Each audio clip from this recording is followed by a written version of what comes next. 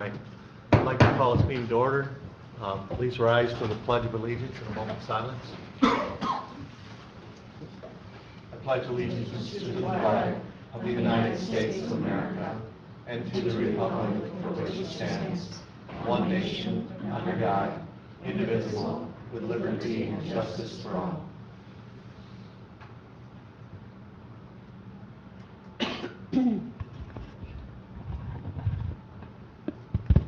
Thank you. Do we have roll call, please? Commissioner Robbins. Here. Commissioner Rushton. Present. Chairman Bonnick. Here. Commissioner Wessel. Here. Commissioner Sotoslittle is absent with prior notice. Commissioner Allgaier. Present. Commissioner Lautner. Present. Thank you. That brings us to public comment. Seeing no public here, we'll move on to our action items. And the first is a review of the 2022 budget. I'll just start off and turn over to Jen and Michelle and Darcy. So I'm glad we were able to find some dates. You are all very busy people. Thank you for sending me all your dates.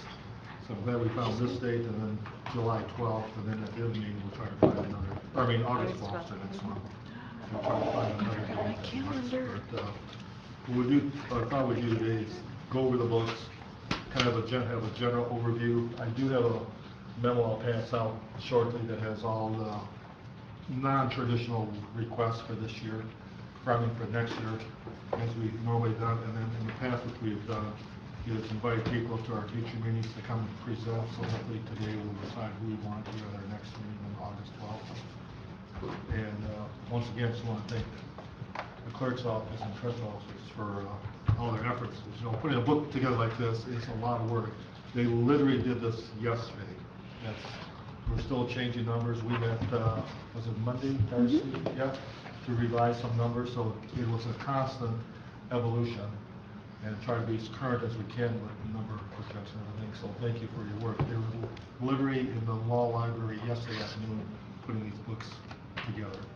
So it's a big effort. So thank you, everyone. So Jen or Darcy or Michelle, you want to start? I have to, I'm going to step out in a bit here. I've got to go to a court hearing. So we see that the Poor Farm Barns, our cover page this year, that's kind of a cool one to have for 2022. Barn of the year. Yeah. Sure. And some of you, all of your books are labeled, so you'll know that they're yours by your back thing. Some of you got more personalized back pages. It just depended what we could find out there on social media. Okay, so in the beginning of the book, we've got our normal table of contents. The first two pages are just what's going to be in the general fund. And then the third page of that goes back to the special funds. So, and then supplemental information will be in the way back. So we've got our general information tab, and what that is it's your draft of your 2022 General Appropriations Act review, which won't be approved until October or whenever you adopt the budget. And Laurel is nice enough, she highlights several areas, you know, where there'll be changes in that. And that's pretty standard from year to year. Then behind that is the general fund recap summary, just where it stands today, because there are items that have been requested, but like Chet said, we go to him, and if it's something out of the ordinary that wasn't in the prior budget, it's not in here. This does come to you balanced as presented, but it doesn't mean it's not going to change. We're pulling a little over $1 million from fund balance forward in order to balance it. So that's just a recap of the general fund revenue. Then we have our recap of the general fund expenditures, which are not only some of the departments, it's also transfers in and out and appropriations to other agencies. Then, of course, it will correspond with your table of contents. We have our legislative, public safety, justice, public records, where all the departments are. We have our internal service funds. And then we go to our special funds, which may be like senior services, inmate housing, recycling, 911 training fund, dispatch services, revenue sharing, veterans. There's a whole list of them that you'll see from your table of contents that we'll get to. Then we have all the staffing levels for all the departments. Remember, all of your union contracts are expiring this year except for one, so there are no pay adjustments in here except for the road patrol based on what that union contract, because they entered into a 3-year contract, everyone else was 2. So that's the only place where there's pay adjustments, other than, did we do steps already? We did do steps, people that are still climbing the current pay scale, but we anticipate those will probably be adjusted. Then in the back, you have supplemental information that was submitted. It certainly isn't required, but if you have a special request, you know, they have put that in there. There are some new reports in here that Jen can review with you due to GASB that have to be included in here.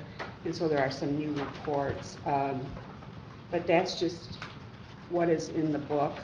I did talk to Chet and Jen a little bit. I think because we've got a couple new commissioners, and maybe just as a good refresher, I think it would be helpful at maybe one of our next meetings, if you were interested, to know again where this money flows, from general fund to fund, from funds to the general fund, how hospitalization is funded, as well as that interrelationship of that funds being transferred between specific funds.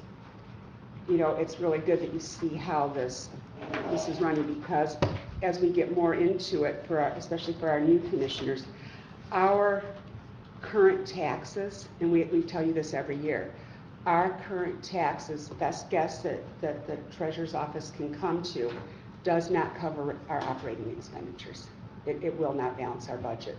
I mean, at 10-1, and our budget is proposed for the general fund at, what's that back page, 14.5.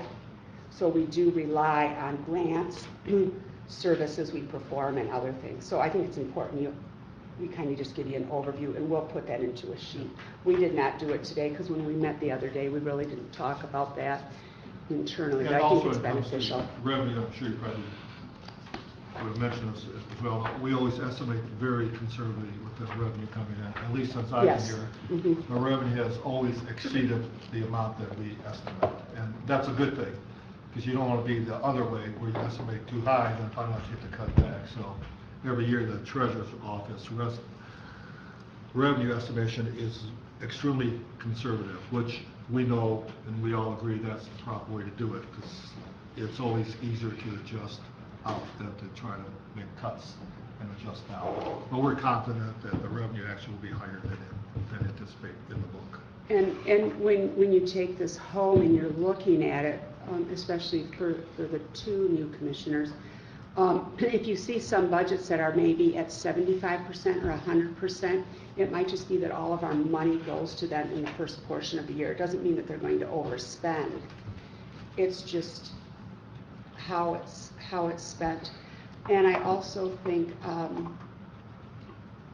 somewhere in one of our meetings, I think it might be good to explain some terminology that we use, because I'm thinking that it's not clearly understood, some of the verbiage and the line items that are used here. I don't think there's a clear understanding just of the simple term overtime. People hear that and they think people are getting paid time and a half and double time and a half. A lot of times it's used for a single rate of pay, because we have so many variations of 21 a week, 21 hours per week employees. We have 35, we have 28, we have 40. We have union contracts that differentiate when someone can and cannot get truly paid overtime.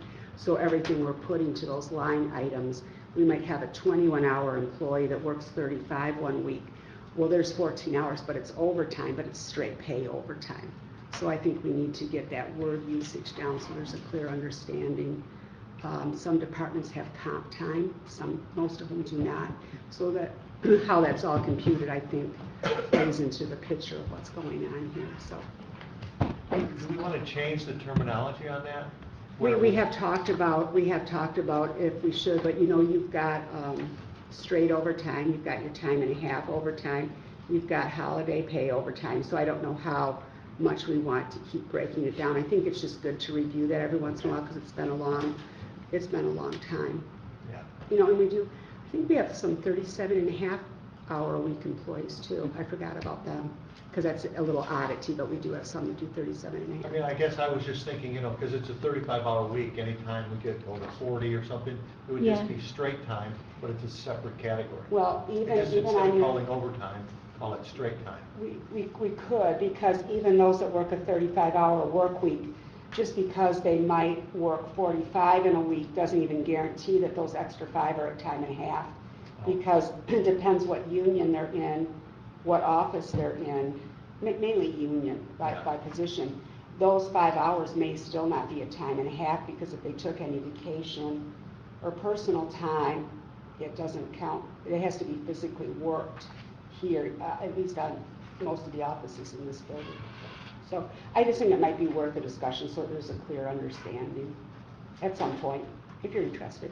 I would come to a session like that. I'm sorry? I would come to a session like that. It would just be part of your. Well, we'll have a dialogue your work later on sessions what later. topics you want to cover in future meetings. But that's all I have right now. That's about it. Thank you. And just an explanation is the suggested 2022 budget, if you turn to the first page under revenue summary, okay, that's what the one that says department changes or requests, though, that's actually going to be the 2022 budget. If you don't make a change, that is correct. Right, and then, and the idea here is that the blank line is if we want to change it, we would change the number on the blank line. So that people understand that. Part of the column.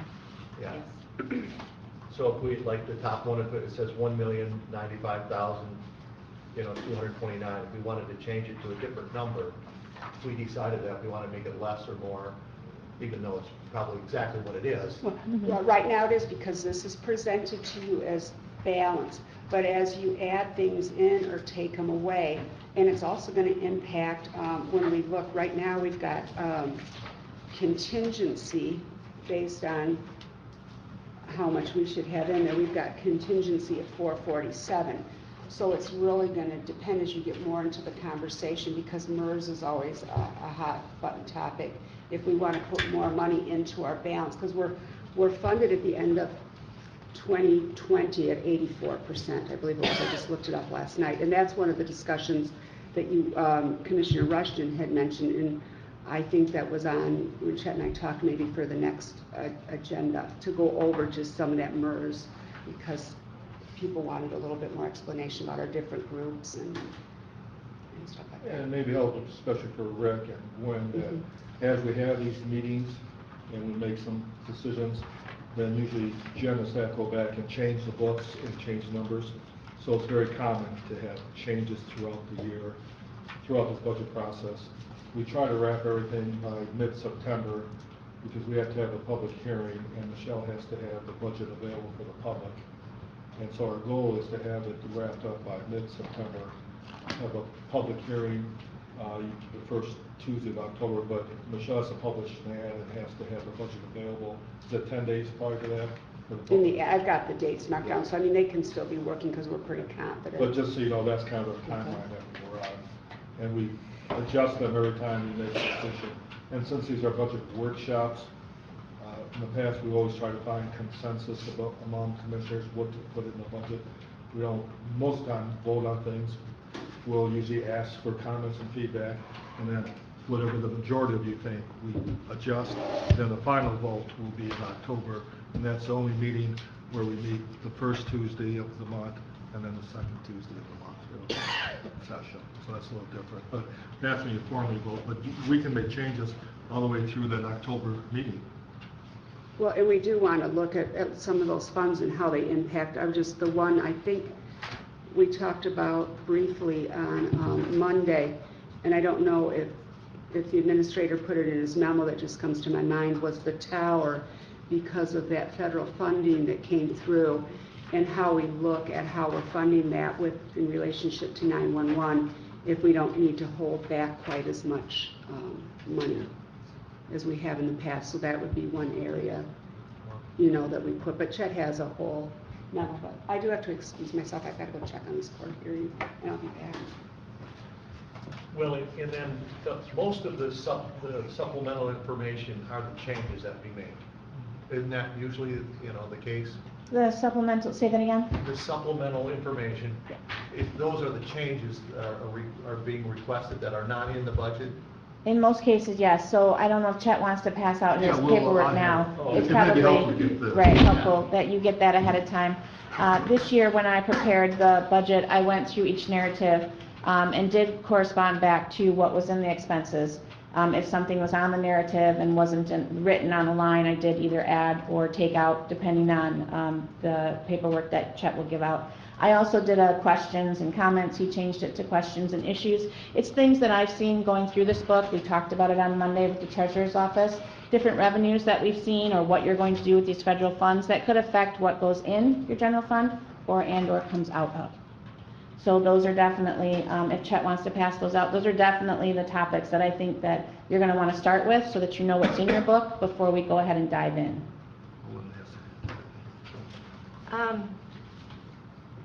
I was just looking under the, under public safety in the sheriff's budget, and his gas and oil is only up $2,000. And at the pump, we're paying, what, $1 more a gallon already, and it's expected to rise. And so it's up by 50, I think it's up by 50%. I think that's a budget we should keep, or a line item we should keep track of, not just in the sheriff, but we've got inspections and senior services, anybody else that we pay gas and oil. I think that I'm going to be stunned if it, unless for some reason the wholesale rate will stay less from the road commission, but I can't expect it's going to. And I help you out, Jen. The last couple of years, when prices were low, we were way under budget in those line items too, so Right. it's. And we did not change that to we did not reflect that. change them, so that increase probably, I'm just guessing here. Yep, yeah. Jim put that increase Yeah. in. That number is from the undersheriff on his gas. So when it comes to presentations to the department. So you think we're already inflated enough to make up with just a $2,000? I do. I mean, currently we're under. I see you're already at. Through June, we were still under, and prices have been higher, steadily going higher. Obviously, for road commission, we pay zero tax, so it is an extremely reduced rate as compared to the pumps. Right. I think we'll be okay. Okay. Yeah, because you're already at 21,000 at the end of June. Right. That So- was halfway through the year, and I think the budget there is 50. You had for that this 50 year. for this year. Right. So- Now, that's more than gas, that is oil changes and things too, so, Now that's going to go up too. right. But I do notice in 2018, audited amount for gas and oil for your department was 54.4. Yeah, it's $4 a gallon. Yeah, well, what are we looking at today? Yeah. Less than 3 because they don't pay the tax.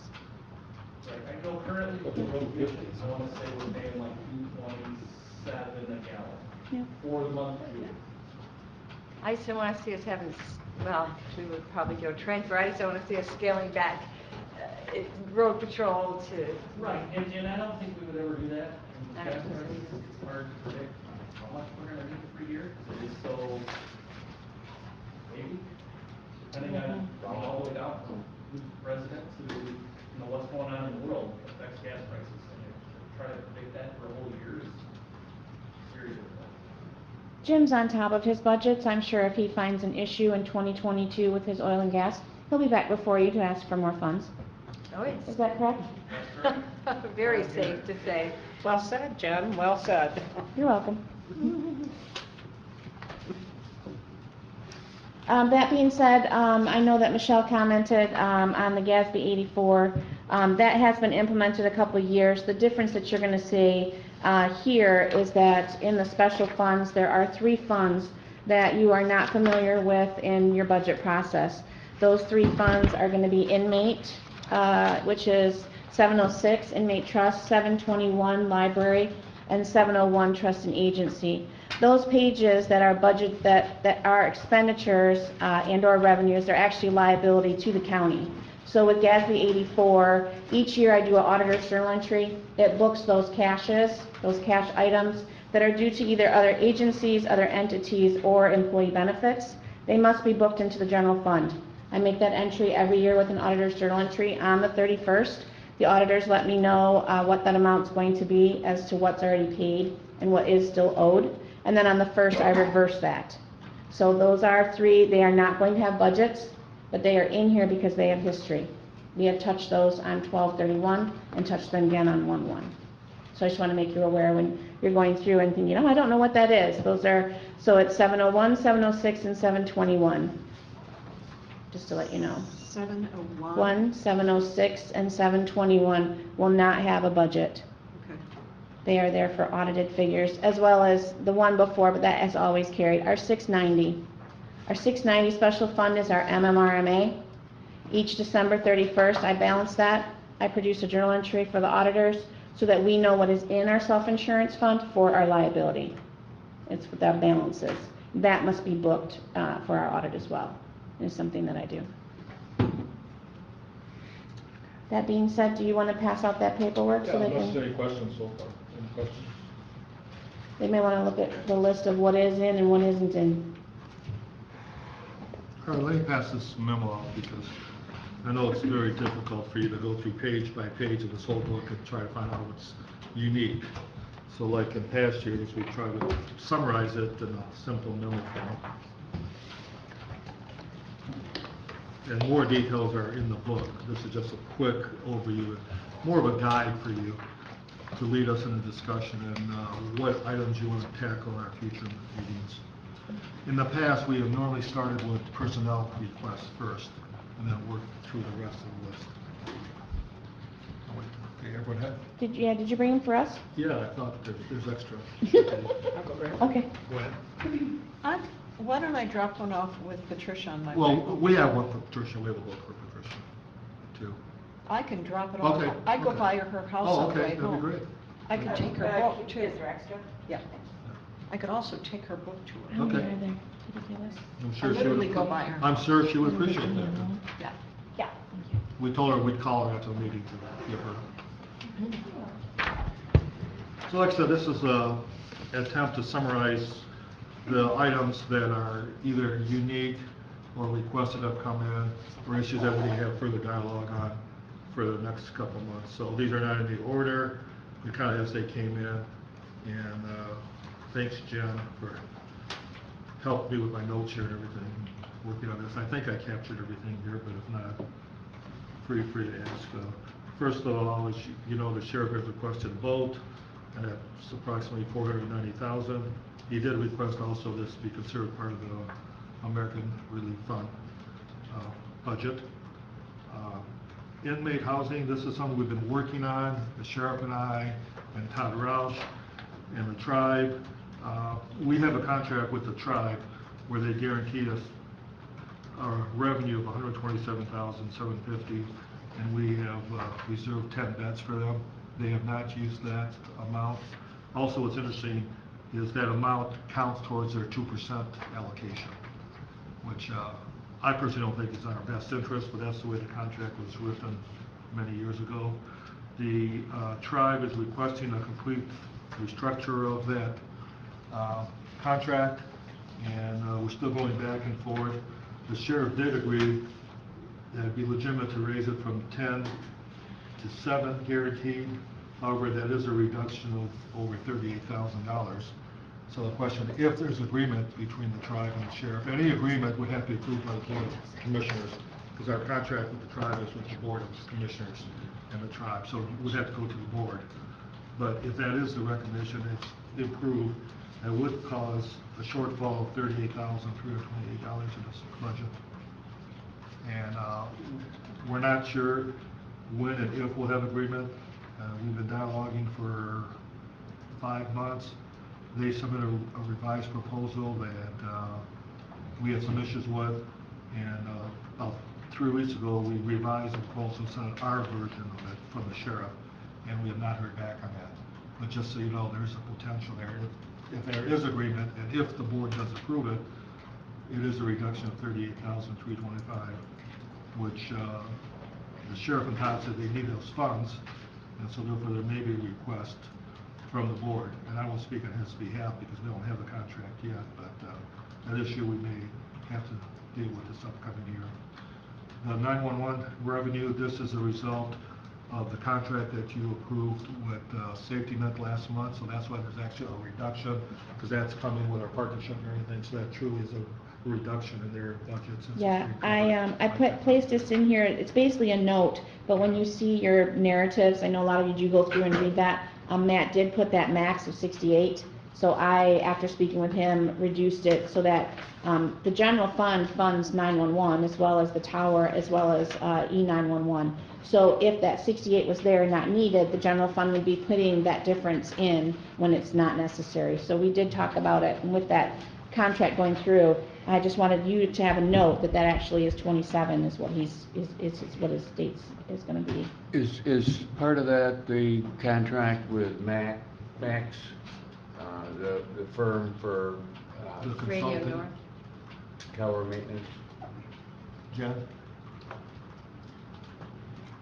Jen? Oh, Radio North, when we pay them, that's so the Max Machuda, you mean Radio North for support? Is that what you're thinking? I'm wondering if There's- we're reducing the contract with Radio North. The Radio North one that I'm thinking you may be thinking of is for is out of the 457, which is our emergency radios. those are two separate issues. This is a Yeah, I contract don't with think Safety Matt Net has for a the technical. contract for the Yeah. his contractual for 911 is more about, I was just gonna take a look to see if I could find it here. His is more in regards to, operations of 911. So the Motorola, like for the CAD, that kind of, under contractual is So what I'm simple thinking. answer is no, it's a separate. I don't think so, I think Thank it's you. separate, yeah. Separate. Well, it does relate to the tower issue. If we choose to go forward with the tower, and if we choose to use those federal funds for that, that will have an impact on our general budget, because there is money set aside in the tower fund. Yes. So that money is not being used. I mean, it all is part of one big pot with separate items, so that's a discussion we could have down the road. Yeah, I just found it. So basically, his contractual services under 911 are for lean and are for Mobility Smart 911. So of his 27,000, that's where that comes into. Since you did the virtual server and Veeam maintenance, that's what was reduced. And so he does have a Motorola Flex annual of 11,000, a core, very small ones, but it was the large one that just went through a safety net that would have pushed him up to the high 70s. The Register of Deeds is requesting that the part-time position be restated as full-time. This was a decision the board made 2 years ago, I believe, to reduce one staff person from full-time to part-time, and she's requesting it be restated for next year as a full-time position. Parks and Recs, this is from the Parks and Recs Commission. They are requesting contracted services for someone to coordinate their activities. As you know, this is kind of separate from what I proposed, but kind of the same logic, is that they have struggled with leadership and guidance and following policies and so forth. So their commission, and we have 2 members here that are on that commission, can maybe talk about more, have requested that we contract with an individual to help them with the parks at $25,000. Capital outlay, they have put in $45,000, and there's a list in the back of the book we can go over for their request for next year. If we go to the next page, April Messias is asking the board to reconsider her salary structure, as it's lower than most of the other department heads here in the county. She's asking for it to be reclassified and readjusted. The treasurer's office is asking for software for the financial and human resources at approximately $275,000. Question on that. When we buy software, do we have a process? So does Ron weigh into that and other users, or is Yeah. that separate for just the treasurer's office? Well, BSNA is, and help me out, is used by more than just the treasurer's office. Correct. It's used by building safety, and then the treasurer's office, we use it for all the tax software, plus the animal licensing. Yeah, it does usually go through our IT department, and we sometimes go out for bid, sometimes we don't, depending on what the situation is. That has not done that yet, No, though. no. That 275,000 is an estimate. Building safety, 2 of their vehicles are getting high on mileage, and they are considering purchasing of 2 additional vehicles. And we have some different options there that we can talk about in terms of maybe some cars coming off from the jail, or I mean the sheriff's office too. But they will probably need 2 new cars this year. They're on the road obviously every day, 5 days a week. And a couple of their cars, they did purchase new several years ago, a couple of them are from the sheriff's department. They were still using those cars. Is one unmarked? Well, they're all, in terms of, well, they have construction codes on them. Because it looked like I thought it was gonna be one of our deputies I don't know where they came from, but over at Northwest. We're pulling out, and right behind him was another construction code, but there was no sign on the back of the car, and I know it was an ex-deputy car. I don't know, because we have sold some of those cars too to the public, so. I mean, don't- yeah, what a coincidence if it Ours was, do but have construction codes. all of them are marked? I think they are. Yes, they Yeah, are. I'm Okay, so sure it was they are. just, We have one that's not. did you have? We have one that's assigned to the jail, does not have anymore. Okay, so there's been. Gotcha. For transport purposes, prisoners, that kind of thing. That's So we do probably, have one that is unmarked. that's what I saw then. But I Okay, think thank the you. construction codes car, and the senior services have one also, and they do have. And theirs are logos. marked. Okay, that, I would say they should always be marked, but for that reason, I can see why you're not marking that one, so, okay. All right, so there's options that we can talk about. Mhm. And as you know, that's a separate budget, so that would be from their budget. As a follow-up from our discussions the last couple of months and our committee of the whole recommendation, we need to have a discussion about creation of a human resource department and the creation of a finance department, as was discussed by the board. Joe Hubble is asking once again, he came to the board, as you remember, a couple of months ago here, and he will ask once again that the assistant prosecutor's salaries be reclassified and adjusted.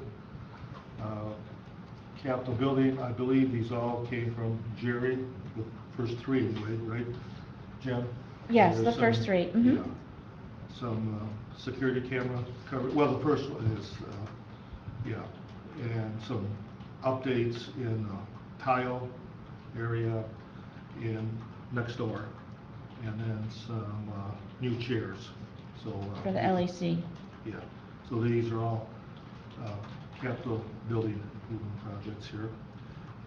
Jen, you want to talk about the no transfer from either general fund or DTR? Yep, so the note there is for you to be aware that there is no transfer out from general fund or DTR to supplement that 470. In the past, the board has decided if the general fund or DTR will fund these purchases for improvements to the building. The treasurer's budget from DTR was that budget was designated for that software, so I left that in a contingency line item so that the board could decide what they're going to do with those funds.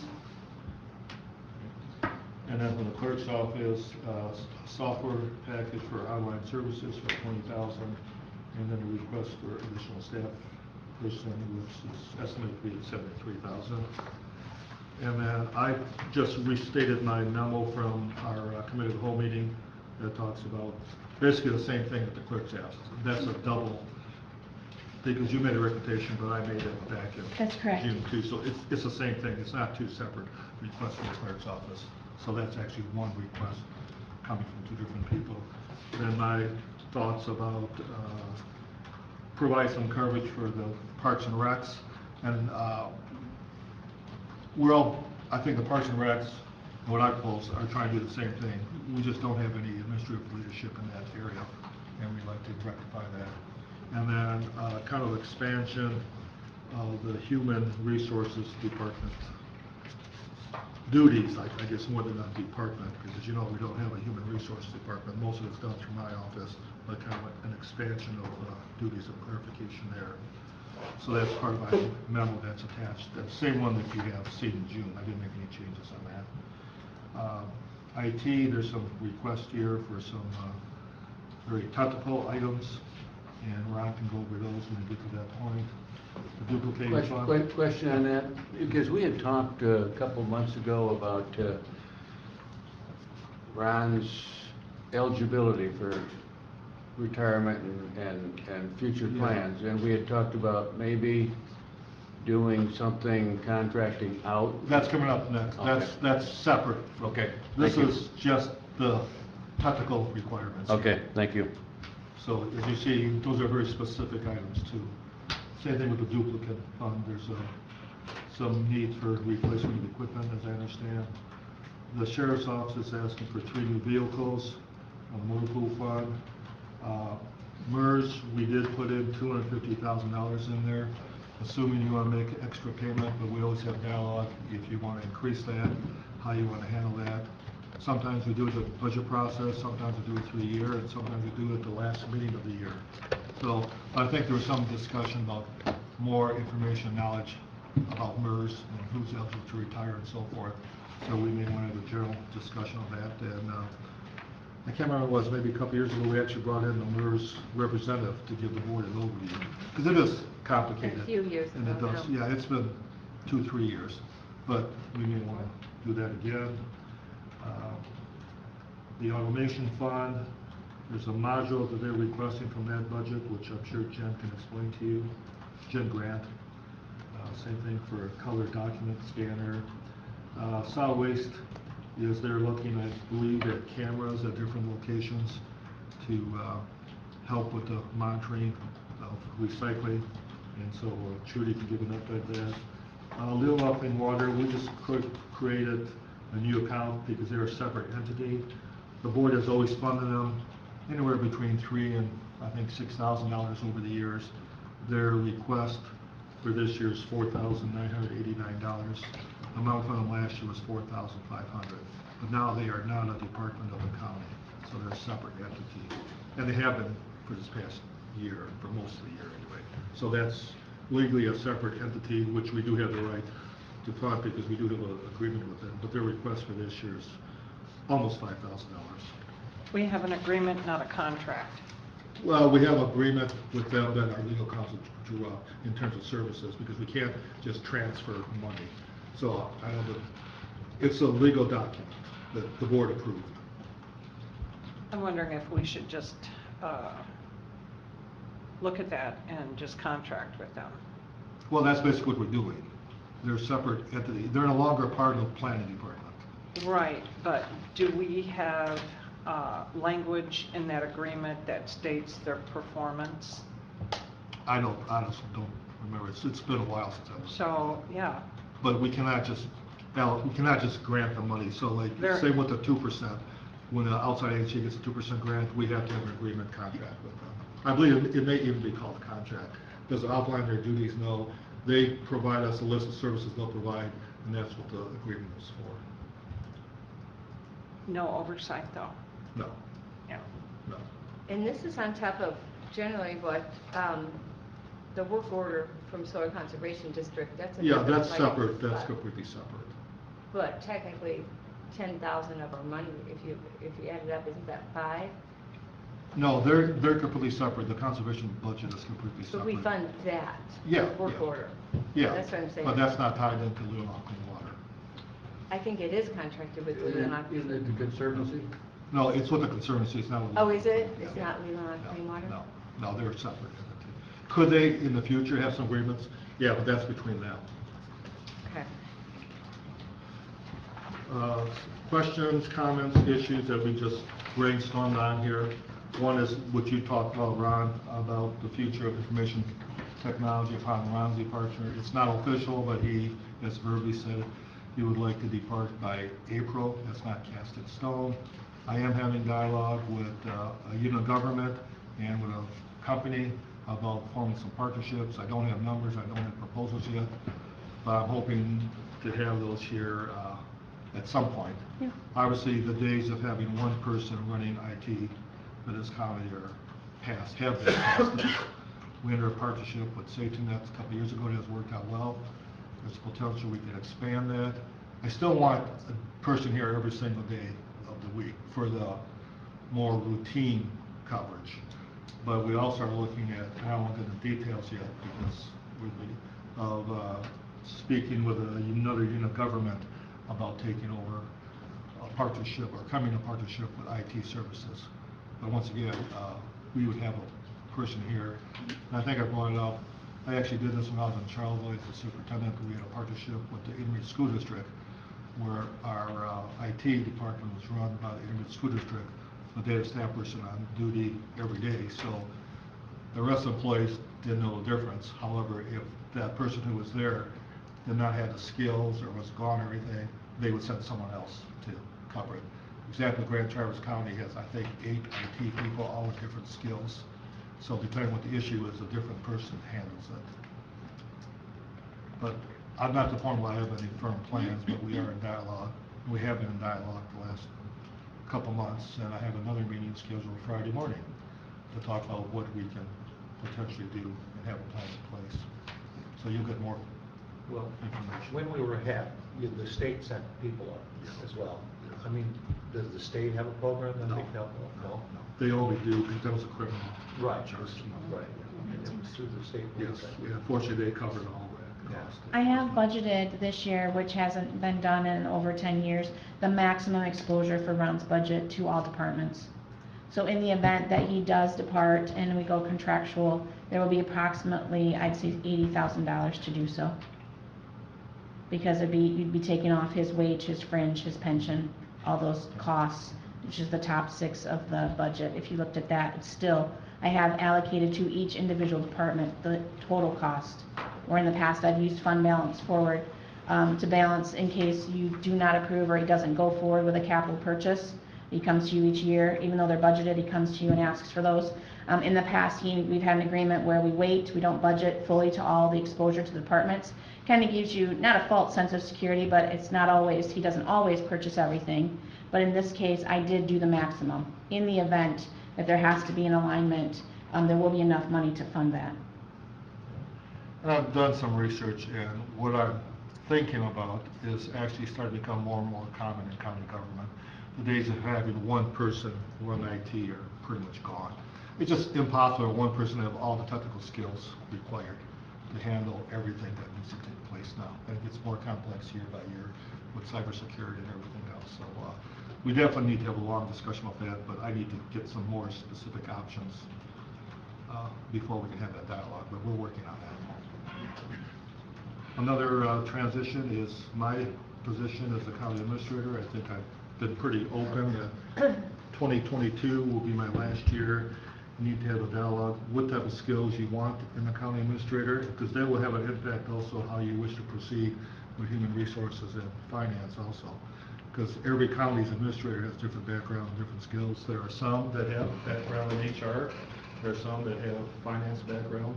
So you need to have a discussion of what you want, because that will, it's linked to the other positions too. So you need to have a dialogue, and it's good to have it now sooner versus later, because it does all impact those dialogue. MERS we talked about. It's always good to have a dialogue how you wish to handle MERS. We just got our new update from MERS within the last week or so, I think. It was actually in June, but yes. Was it? Okay. Yep, just That's before, in June, right? it goes to audit, yep. Okay, and so we can give you an update on that. A big item that we really haven't, we kind of put a Band-Aid on is the HVAC project here. As you know, we chose, I think it's the right decision not to spend, was it the 3-point-some million originally? We did a Band-Aid approach. It's working. Is it going to work a long time? No. We are just in the process of changing some more heat pumps here. The one in the Judges area went bad last week. There's a couple of them that are potentially going bad. You did authorize, the first group was 10, and then I think 85,000 second time, because we don't know what the costs are, and we're not to that point yet. But I'm sure sometimes, maybe even by the end of this year, we will get to that point. So I do have some updated numbers on what the cost will be for the project here, and we can have a dialogue and bring those consultants back in. They give us an update how to proceed with the building projects here. Tower fund, that's basically what Jen just talked about, that if we do build a new tower and how we fund it, we do have some federal funds that could be used for that, so that would impact our budget, how we should proceed. Recycling, there's some things Trudy would like to do in that budget, and we can talk about that. Also, cost allocation, and Jen, you want to talk about that? Because I believe we have not cost allocated recycling. Correct. So, when the recycling, fell under with the planning director, there was somewhat of an agreement that recycling would pay, $15,000 towards the general fund because Trudy's wages come from there. In this year's, budget, she reduced that to 10,000. So there was discussion at our Monday meeting that along with, right now on a cost allocation plan, we use construction code, building safety, the automation fund, the CPL fund, as well as senior services. The cost allocation plan is done by MGT. It's a firm that comes in, takes, we send them their transaction history, basically our whole audit. And they take and derivate how much is treasurer, how much is insurance, how much is clerk, accounting, and finance and so forth. From those, that cost allocation plan, we take from those special funds and direct that money back to the general fund. If you, as the board, were to choose to do that from recycling, so instead of the 10 that she has proposed to cut back to, if you use the cost allocation plan, you would be directing $17,905 from recycling to the general fund. So that would be an increase to your revenue coming in. But again, that's your decision. So that's why it's there as a comment. As we were going through the budget request, we noticed the dam authority did not submit anything, and I know they're looking at some projects, so they actually have a special meeting today at 1 o'clock to discuss that. So at probably our next meeting, we can give you an update on what their list is, because I know there's some safety issues they've been talking about. But we looked at the budget, and I called Jerry and Steve Christensen, and I said, we haven't received anything from you. So they did call a special meeting today at 1 o'clock to talk about that. So we can give you an update at our next meeting on what requests, if any, they have, and estimated cost with those requests. Buildings and ground charges, this is more of a technical thing. MIDC, as you know, we can no longer have a coordinator in place on this. He has a legal background, so next month we'll be requesting that we enter in a partnership with a law firm that is doing it for Grand Traverse and Antrim County. Because as of, is it October 1st? Mm-hmm. Al Crocker can no longer serve in that capacity because he's not a licensed attorney. So it'll be a partnership with a law firm in Traverse City that does it for the other two counties. But that will have an impact on our buildings and ground charges here. Rebonding of the LEC, John or Jen, you want to talk about that? Yeah, I can discuss this portion. You're okay with that? When the budget was proposed on Monday, I talked with John and Darcy about, so you rebonded in 2021. So I'm the type of person that looks towards the future in the sense to where to balance 2022, I am using the money that you saved from rebonding this year. Because when we do rebonding, or when we do the bond payment, the general fund supplements that to the LEC fund, and then the treasurer's office makes the payment from there. So it's a general fund transfer right to the bond, and then the treasurer's office pays the bond. With your rebonding, you saved approximately, I believe it's $45,000 from this year's allotment. So instead of moving that money back, we're showing the savings in 21. And by doing so, that means there's less of a transfer in 2022 to make that payment. So you're going to use your cash that's reserved, along with a transfer that's less than what actually the bond payment to come up with that. And so in the notes, you'll see then in 2023, it will revert back to the full exposure. All right. We've had some internal dialogue about updating our county website. It's been quite a few years since we've done that. And we'd like to make it more interactive, more user-friendly. And so that's just in the dialogue stages now. I don't have any numbers or costs associated with that. And probably one of the things that we really need to have a long discussion is our salary wages.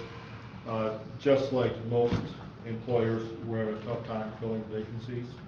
I was on a listserv yesterday with other counties north of Clare, and many of them are really struggling finding employees. And I think we're hitting them too. The last couple of postings we've had virtually no people applying.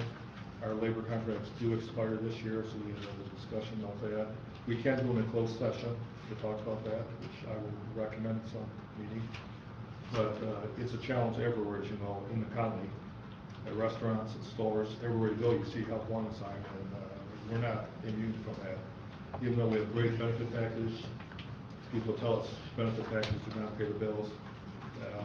when we're starting pay at, what, $13, $14 an hour? $14.85. That's, you can work at Hang On in Sons Bay and get $20 plus tips. You can work any restaurant and get 15. Almost everyone is paying at least $15. And so, we're not getting applicants for jobs. That's gonna get getting worse and worse. And so, we need to have a long discussion how we're gonna go forward. It's a discussion that I think every county's gonna have based on the list of their own.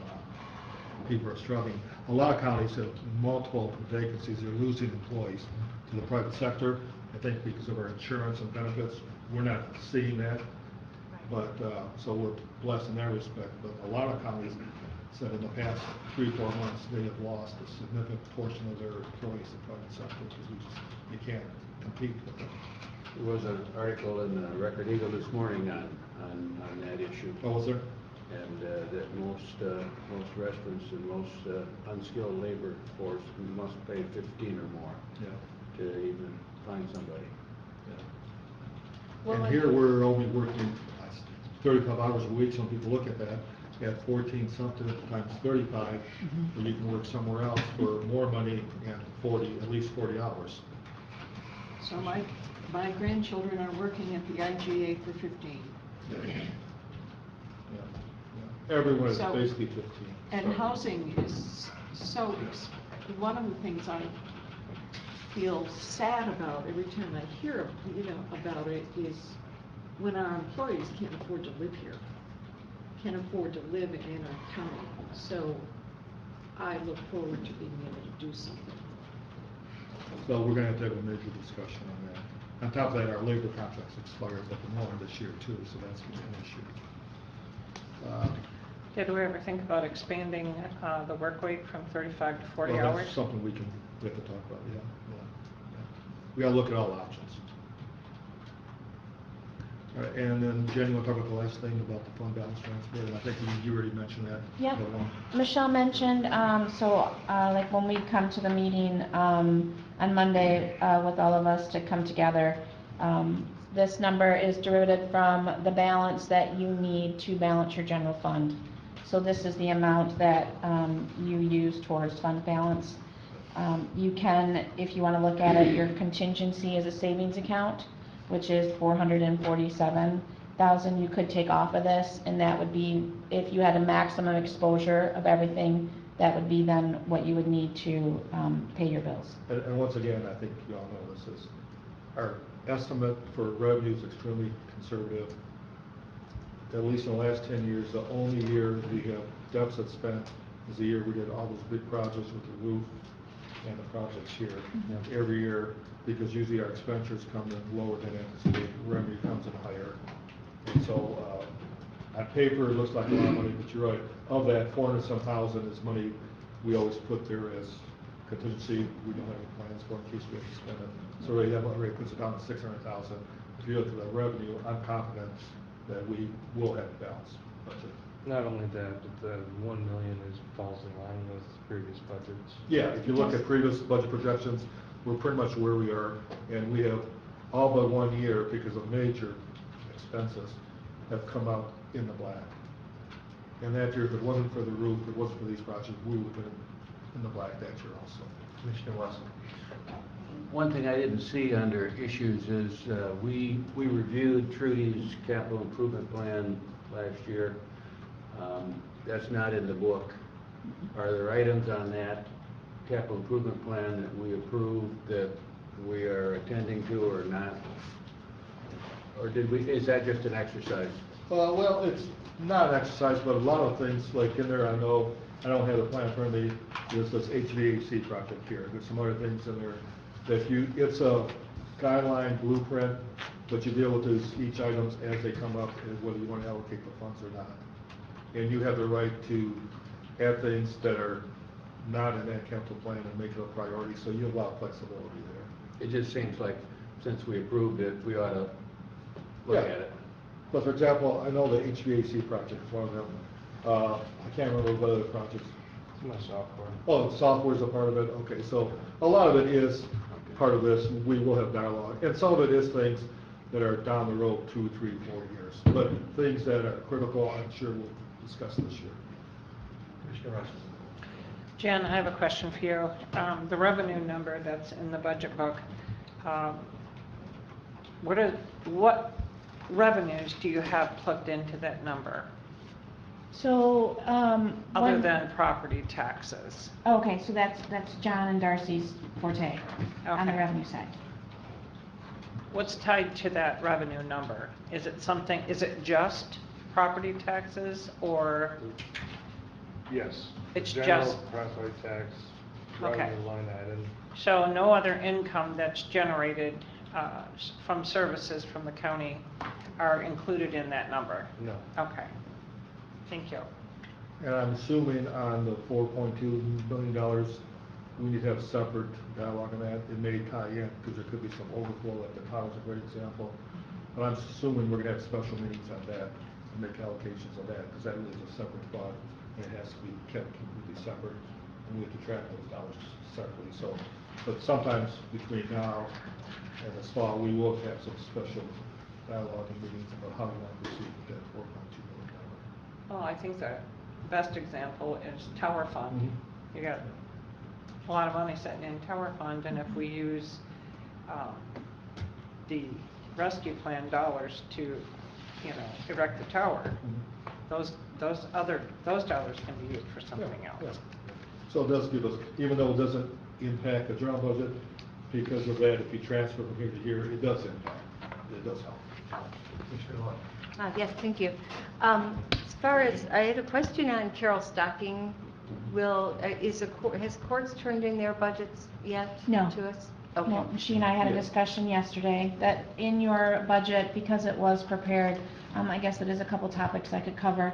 Since you did do your July meeting and we were able to push this back a little bit, this is the first time you're actually gonna see, that was discussed on Monday, 6 full months of history in this book. Normally we close in May and we produce these books. So I think that for your future, I think it looks great if that is, that you could push this to this time frame, so that June is closed and you have a full 6 months to look back for.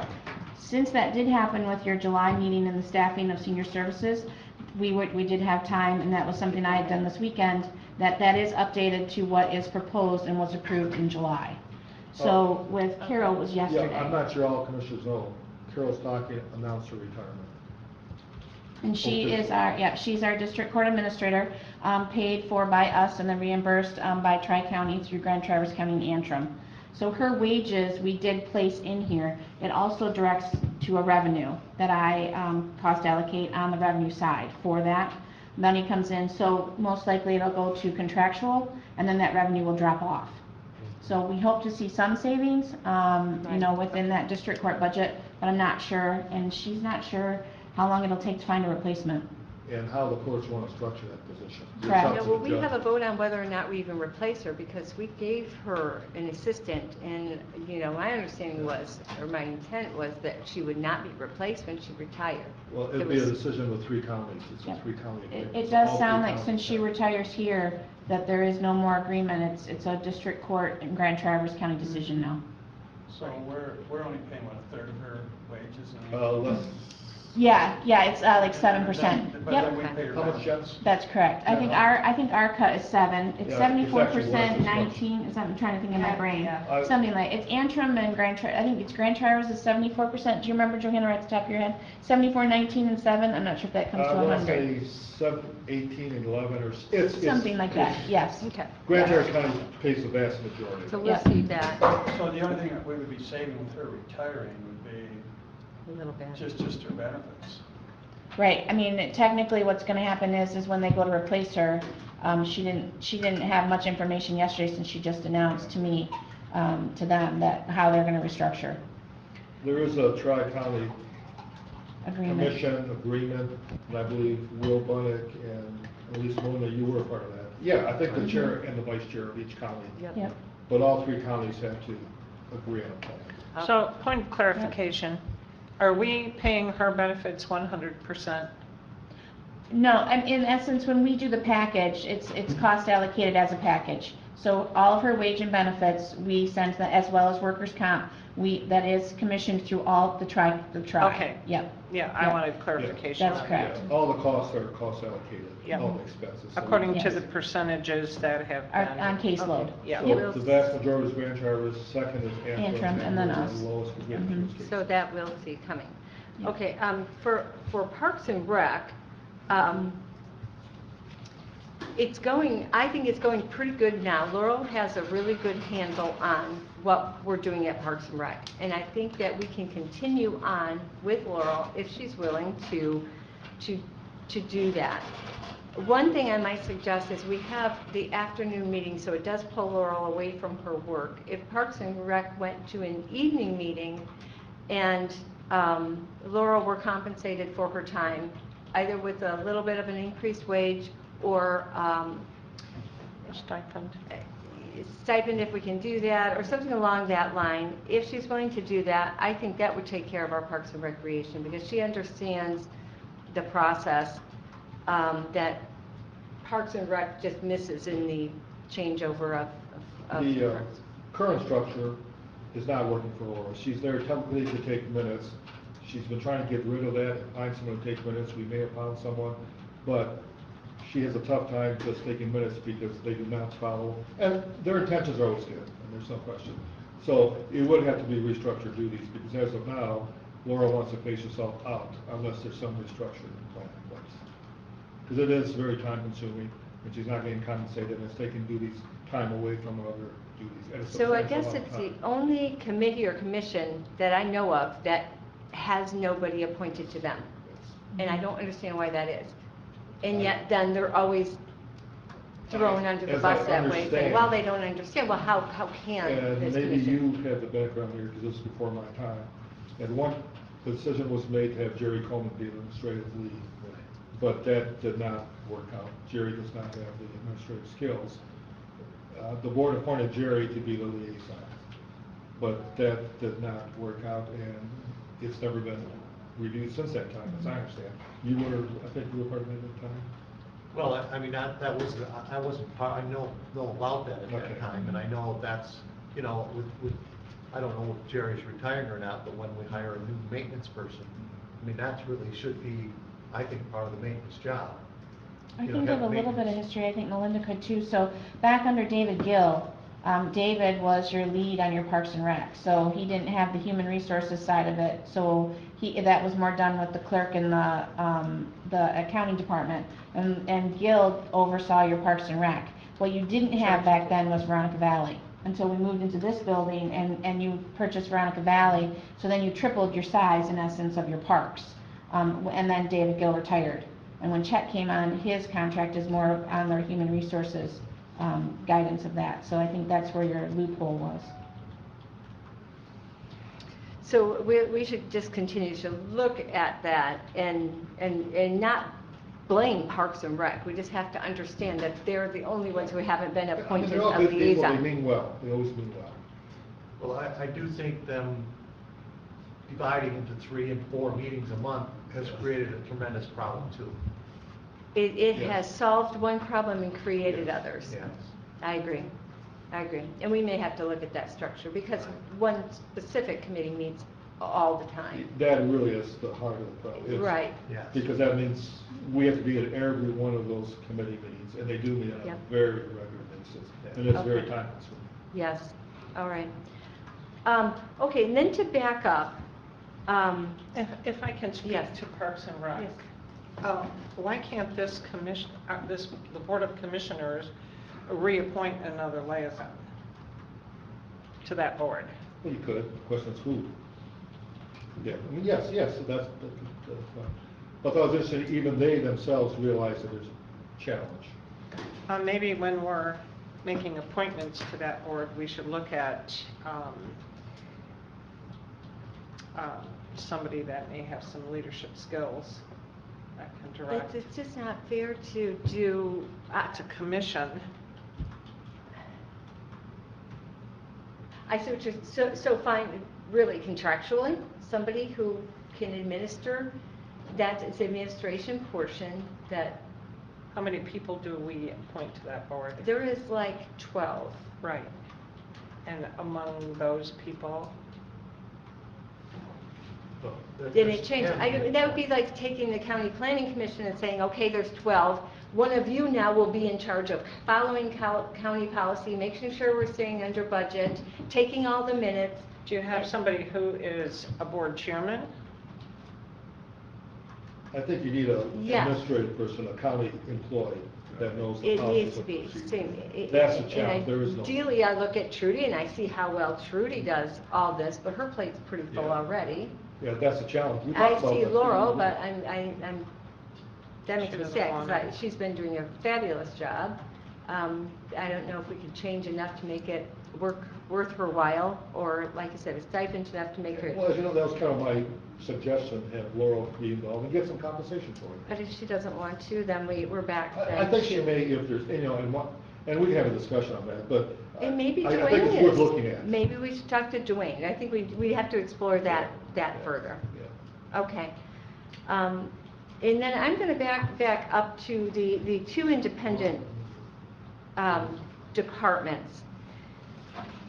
And to move forward with those might change some budgets, so we're probably going to have to create some budgets, or at least one new one.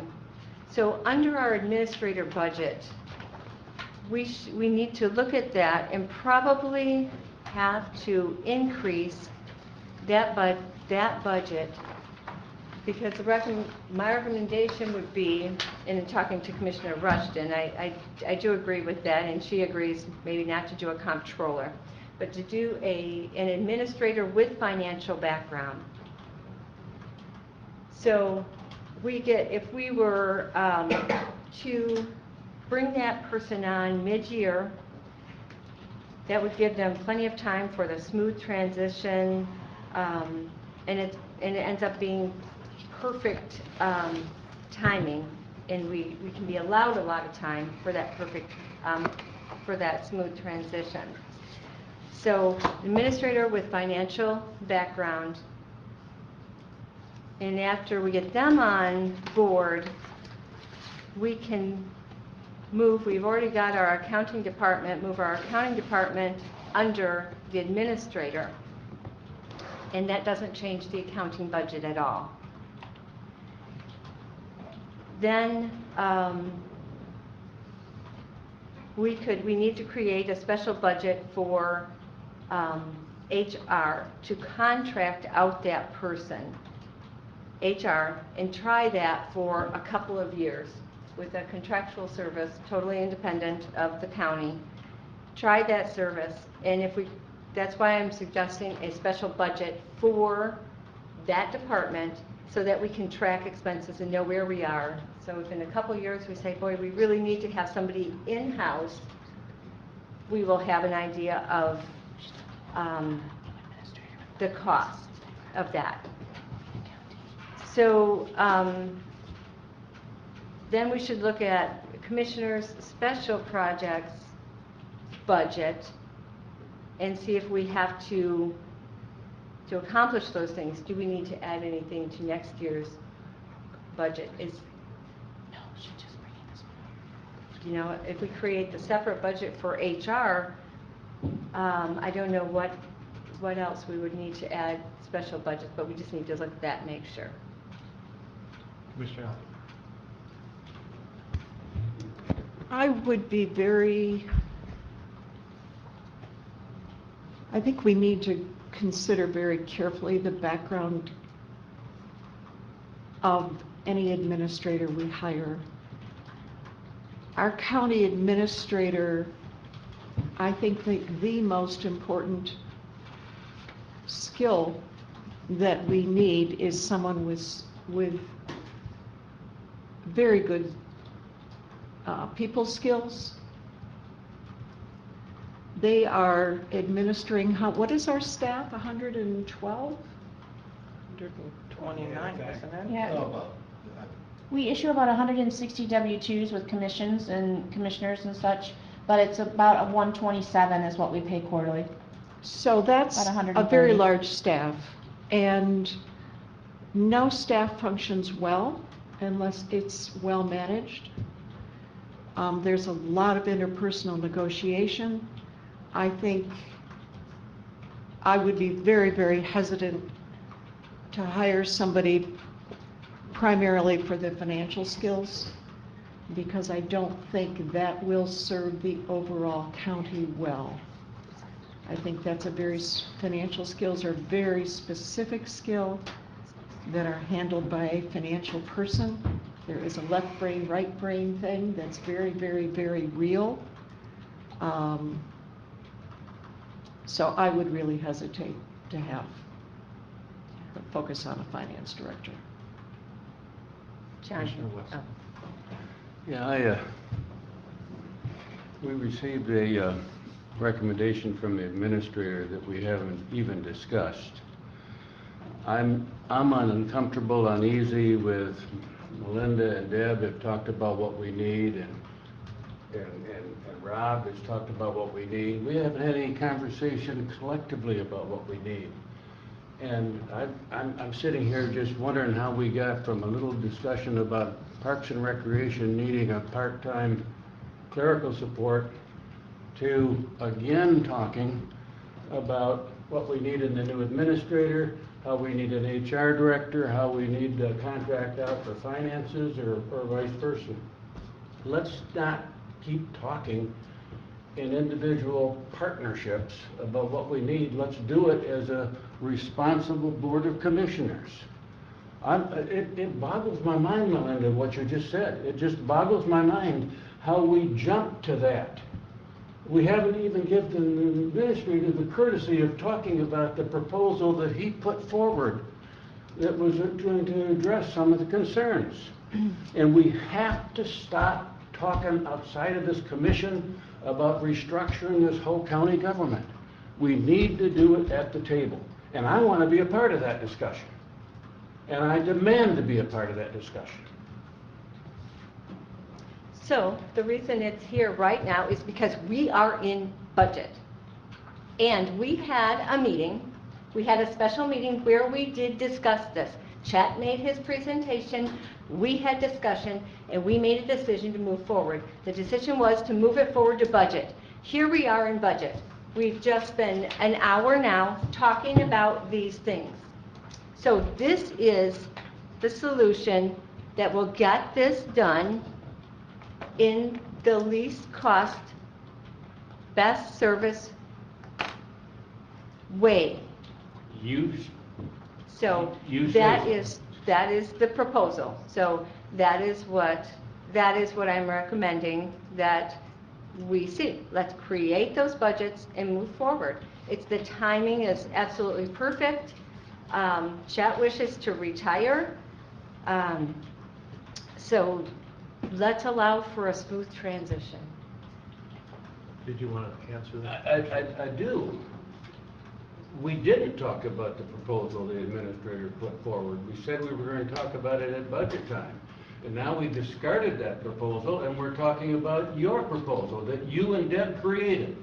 And that is not the way we do business about county government. We put the issue on the table, we talk about all possibilities, and then collectively try to come up with a proposal. But Rob came with a proposal one day, shocked us. You come to a proposal now that you and Deb have created. Why don't we do it right? Let's get the issues on the table. Let's hear from all of us about what we all think, and then let's see if we have some consensus, and then see if we might have a proposal from all of us. Well, Commissioner Rushton. John Yes, had I his know, hand but up this a is long the- time ago. Thank you. Commissioner Rushton. Okay, he had his hand up. He's our finance director, He's not. Are you finished? or whatever. Commissioner Rushton has the floor. I appreciate your comments, Ty, but we all know that you have conversations with different commissioners, you have conversations with the administrator, You have conversations with the clerk and whoever else there is in this building. How come we're not hearing all the things that you're saying to the clerk or the administrator or the other commissioners? So your comments, in my opinion, are really unfair. I don't doubt that you haven't had conversations with your fellow commissioners on your side of the aisle. I just As wanna state for the Melinda record pointed out- that I have never talked to anyone about my future. As plans. Melinda pointed out, this has been discussed, and every time we try to discuss it, we get the same rhetoric. Melinda and I did do some brainstorming about this issue to see what might be cost-effective for the citizens in the county. We batted ideas back and forth so that we could bring something to this board for further discussion. And you cannot sit there and tell me you have not done that on other issues. So let's quit the rhetoric and get down to business.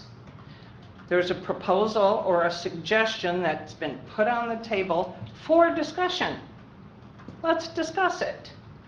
Nothing is written in ink. Yeah, I just want, and then here's a suggestion. For the record, I have not had any discussion with any of the 7 commissioners about specifics of how to replace my job, or about the finance, or the HR. And that's for the record, I want to state that. And for the record, what are you telling staff in regards to this issue? That's going to be discussed at the board level. No. I will say once again, I've had no discussion No. with anyone how to proceed. It's time I talk. I'm just telling you for the record, and I'll stand by my words. I've had general ideas and thoughts about how to proceed, but I respect the fact it's up to 7 commissioners. I'm leaving. You need to have a discussion of what you want in an administrative position first, because that will impact finance, it will impact HR. And you need to have discussion, all of you at the same time. I agree. But I will once again state, I've had no discussion how the board should go forward. I've shared that we need to have a dialogue. I'm leaving. I don't have a pony in this fight. I'm departing. And all of you need to have a long discussion. I have not had any specific plans with anyone how to proceed. You people have asked me for ideas. I share my thoughts. But I do not have a plan in place, nor have I shared a plan with 7 commissioners or any department head or any elected official. Mr. Roberts. That's not true. That is the truth. No, let me finish.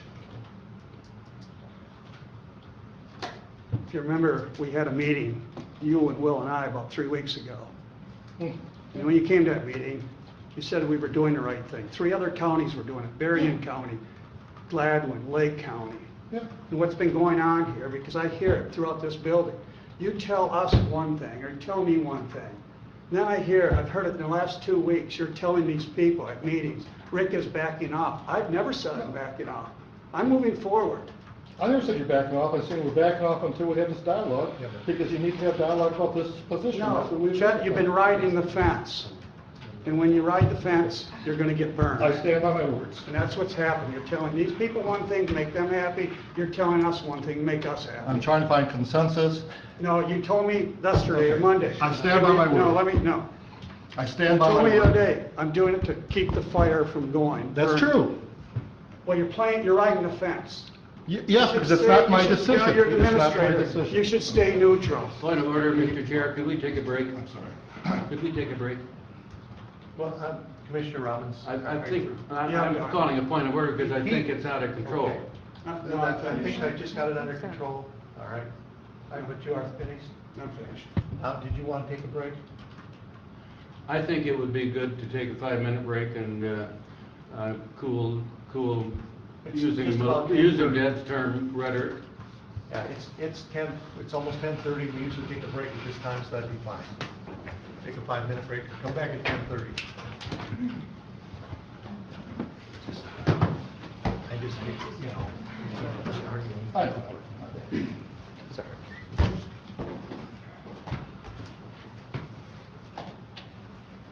Good to see you. You got any help for Kim? Do I have to home? Well, for now. Paid his thing. If she ever stays. Can you go to the board? We're actually leaving Saturday. Yeah, you're gonna go see the kids. Yeah, they're all coming. We're gonna be, I've never been to Clear Lake National Park. I hear it's beautiful. Unpause. Yep, we're good to go.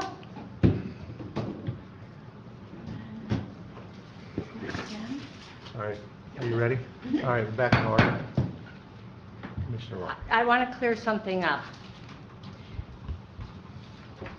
Deb and I have talked about this issue. There's been no decisions and no recommendation made from that. I made it very clear. My proposal was my recommendation. So I have no idea if Deb would tweak it. As I said, she wanted a comptroller. She said that at the last meeting. I don't want a comptroller. I just said that. I have no idea if Will's going to take my proposal, make a tweak. Ty's going to make a tweak. I don't know. So let me be very clear about that. That was no decisions and no recommendation. Today's recommendation is mine. So I just want to clear that up right now. Commissioner Wilson. It is true, we all talk outside of this meeting and have conversation. It is a different thing to work outside of this meeting to develop a proposal or a plan and having 2 or more people meet to try to have the Board of Commissioners make a decision. That there is a difference. And yes, I agree, we all talk about issues, but we don't talk outside of this room with specific proposals, and that's what I was hearing. No. As I said, if you listen, it's my recommendation. Thank you. Well, I'm glad we got that cleared up. Yeah. Did you want to say something or not, Jeff? I think it's a moot point at this time. All right. I withdraw. Sorry. It's fine.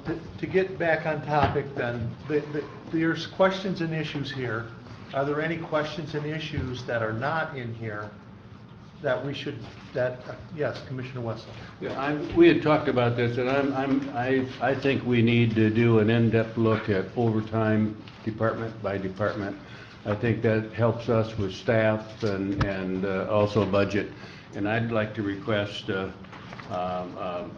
report from each of from Jen on each of the departments and how much overtime, and maybe a little bit of instruction into how overtime wages are by employee group, how they get comp time or overtime wages or time off or that sort of stuff. So the overtime issue is one, and then we've got the staffing levels, but we haven't looked at staffing levels historically.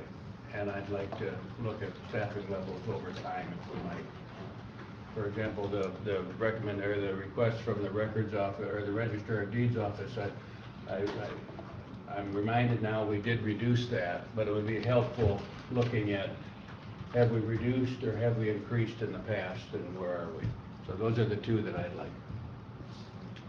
Commissioner Rush. I actually think that's an excellent idea. Thank you for bringing that up, Ty. But what I'd like to take it a step further is in the overtime department by department have something for us to compare it to. So this year, last year, or last year, a year before, we have to have some comparisons, or maybe the last 3 years, what our overtime looks like. One other question I have is in regards to our temporary clerical staff. Do we still have some applicants? Very few. We've hired a couple, but we still could use more, yes. Okay, and so I would like to know how often we have to use that staffing, that extra staffing, and how that applies to overtime. you know, maybe that's diminishing overtime in certain areas. Oh, just to clarify, when you say overtime, I think what you're saying is hours over the normal hours of work. Correct. Like Michelle pointed out, Correct. a lot of employees work 35 hours, so between 35 and And 40, I it's think- not overtime, it's still extra. That's what you're looking for, I right? think Ty made that Yeah, I clarification. just want to make sure we're on the same. Because then we could break it down Yes, to hours beyond the normal, and then Correct. truly overtime hours, because that's a different pay scale, correct. obviously. We need to look at all Yeah. of that, because if we've got staff that's supposed to be working 35 hours, and they're working a 40-hour, it's overtime per se, at straight time, like they say. So we need to look at all of those numbers, so we have a comprehensive picture of exactly what's going on. Commissioner Allen? John, can I share what you Sure. said to me? So, John did share what he had his hand up about, and it was after I made my statement.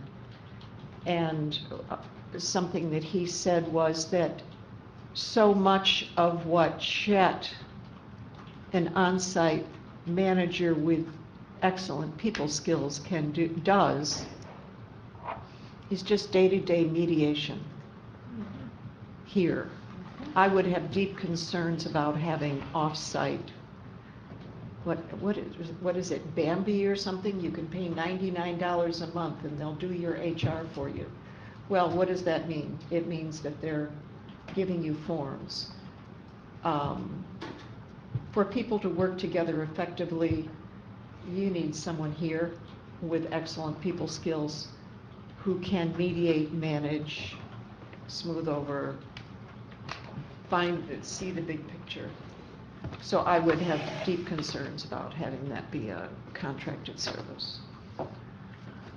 So I thought Commissioner Wessel had an idea about the capital improvements plan. I do think we should look at that as well, just to see what has been projected, you know, for expenses in the future. You know, whether it's a roof on, you know, a new roof here, just like we've got this out in the front. So I would think that would be another thing that we need to do for issues that we could look at. Commissioner Law. I don't totally disagree that it might be more effective to have HR on site. It may work just as well to have HR be contractual and be on site whatever amount of time we want them to be on site. My proposal just says let's contract with that person and not have them be a county employee, but a contractual employee that comes in. That's a proposal. If we don't like it, we can have that budget page be a county employee, or create two. Have the two budget pages, one be contractual and one be a county employee, and we can look at that. Whatever we can get a consensus of today. Well, right, I mean, I think we could look at what the administrator has proposed. I think we can look at this at the same time, you know, and we can even look at other options and decide which one's the best for the county. So we have to see those in. I mean, that should be on the list as, and that's what we're looking at for issues to discuss. So I would say, you know, the HR, find 2 or 3 different proposals and decide which one's best for us. We probably ought to reach out to legal counsel, because there are some limitations on what you are allowed to do with contracted persons. You can't require that they report at a specific time, for example. And we may not want to lose that control. We want to say we want our HA person at negotiations, or we want our finance person at Board of Commissioner meetings. You may not legally require a contracted employee to keep a time schedule. If we have a contract with them, though, that would have to be written in the contract, that would be the expectation. I think we need legal advice. But yeah, but that's all. Now we're looking, just trying to decide what issues we're going to discuss. We're really, this wasn't. So that's the issue I want. Yes. What are our legal obligations relative to contracting services? That'd be good, yes. Commissioner Robbins.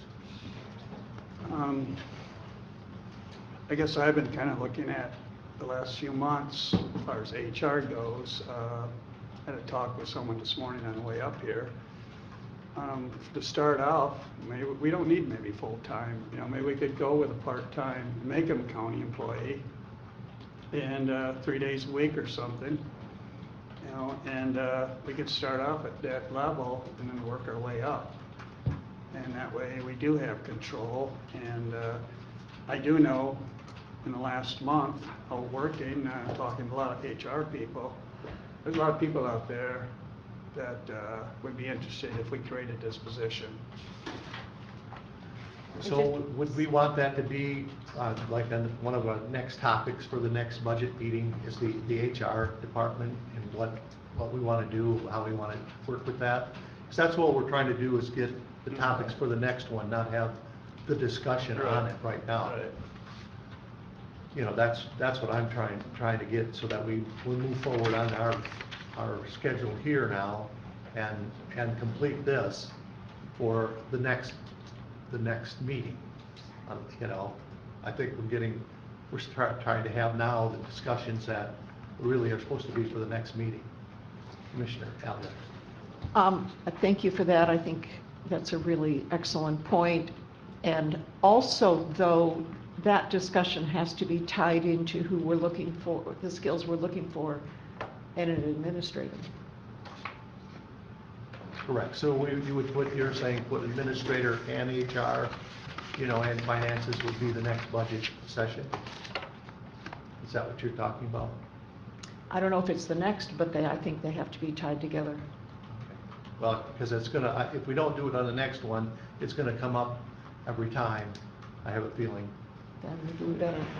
Commissioner Rushton was first, yes. I was just going to say, the next meeting is when? The 12th. The 12th of August. I was just wondering if we would have enough time to get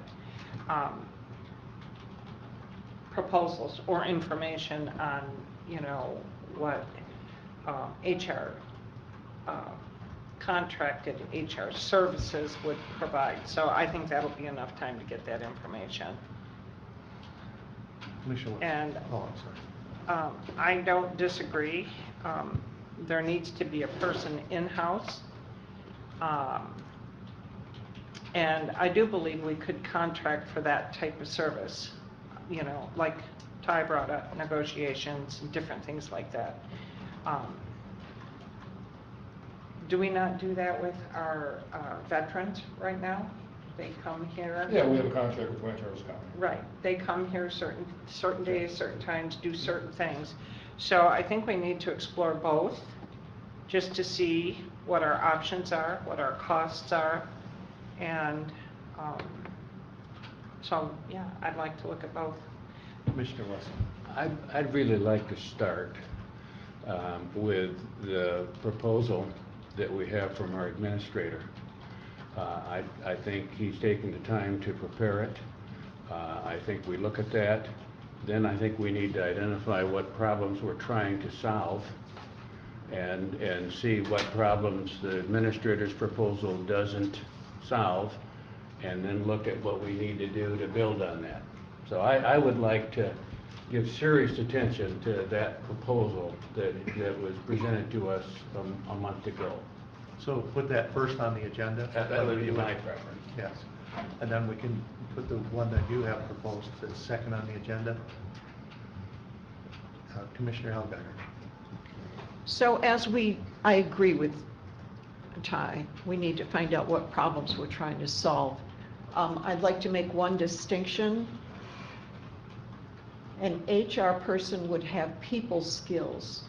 I think what John was referring to is also the ability and the authority to be able to mediate between, for instance, departments. An HR person can't do that. They can handle individual. A person comes and talks to them about a problem they're having with another employee or at home or whatever. That's typically what HR does. HR has no breadth, it has no authority, department to department. So we're talking two different things. two very important, that's a very important distinction. So I sure would hope that we get an administrator who has people skills above all else. Finance skills are completely different. Is there something you want to add to the agenda? Is that, because that's what we're trying to get to for next week. You want to talk about the administrator then? I think we need, I would support what Ty said. We need to talk about his proposal, and then we need to analyze what problems we're trying to solve. That's huge. And I wanted to make that distinction because I'm hearing it conflated. Commissioner Clark. All right, so today we're looking at numbers and we're looking at budget. We're Yeah. not talking about the job description or what we're looking for in these employees. We are looking at the budget. Correct. And here we are today in our budget. We've had discussion after discussion after discussion about this, and all you keep hammering is that you want to talk about it. We made a decision at our committee of the whole meeting to bring this to budget, and here we are at budget. So let's talk about what budgets we are going to create. And that is my suggestion. So we need to create that budget for HR. Let's start with that one. And so the HR budget, I would suggest two. One that's contractual and one that's an employee. Now, we're going to need, Chet's going to have to do a little homework on, can you contract that? Who contracts? What it might be, how that can be written, check with legal if you want. How many days would we want? We need a consensus right now of this board. How many days would we want HR in there? Or would we look at the contract and say, we can get it, they'll contract 2 days a week at this cost and 3 days a week at this cost, 5 days a week at whatever cost. We need that in a budget form by August. Okay? The next one is county employee. So how many days would we want if we can go part-time? Do we want to go part-time or do you want to go full-time if you're going to be a county employee? I think it can be done part-time, and that was my suggestion at contracting. We can do it part-time. I don't want to put an employee on full-time. This board decides to, but there was a lot of pushback when it was suggested because of the cost and growing government and all kinds of concerns about growing government. That's why I suggested contractual. If you don't want to grow government, let's go contractual. But let's create two budgets then and tell direct staff how many days a week do we want that employee. Do we want a part-time employee at 21 hours? So are you suggesting that we try to get numbers for contract, part-time, and full-time? Yes. As far as yes. HR? So we need to have some preliminary budgets on those so we can look at those. What those that- full budgets would be, because you've got healthcare and benefits, et cetera, if we're going to put them on staff. And then what the administrator suggested, I think you have a cost in that already? Well, for my. Yeah, an estimate, yes. But I think we have to decide what we want an HR person to do, is the Right. biggest question. On the bright side, at least the last 10 years, we've had virtually no HR issues. We've had, in this entire building, we had one grievance filed. It was the first year I was here. We've had no other grievances. We've had some grievances next door. We were able to work those out. We have not lost a single grievance. Only one case went to arbitration over a minor issue. We were successful in that. We've had no lawsuits. So I guess the question is, what do you want in an HR department? And then, are those duties going to be assumed by the next administrator or not? Because you need to have that discussion. That's really, what is this person going to do? What are there going to be their duties and responsibilities? Are you taking those duties away from the administrator and create a complete department? Or do you want the administrator to have those skills and maybe have a coordinator or someone that fine tunes it and so forth? Because really, when you look at the last 10 years, we've had no personnel challenges. That's a A lot of that testament to can be you. attributed to you. But I'm saying that's what you gotta look It's at. not- Yeah. So you gotta decide what you really want in an HR person. It's hard to develop numbers and budgets unless you want, what you want those people to be Right, doing. right. And then, for example, in HR, right now, it's kind of split, where I do majority, but the actual benefit package and so forth is handled by Jen and Michelle and insurance. Do you want that handled by that department, or do you want that under HR? Because that makes a big difference. Because that that's a big discussion to have. So I think before you have any numbers, you need to have that discussion first. So I suggest maybe next meeting on August 12th, we start off, because this is probably the biggest topic, have a discussion, because they all are linked. The HR, finance, and administrator have a big overview and decide what you want, because that will have an impact, because if not, you're just going to go going around in circles. Correct. Because they all are linked. Right. Commissioner Locke? I figured HR was those HR things. What does an employee go to for?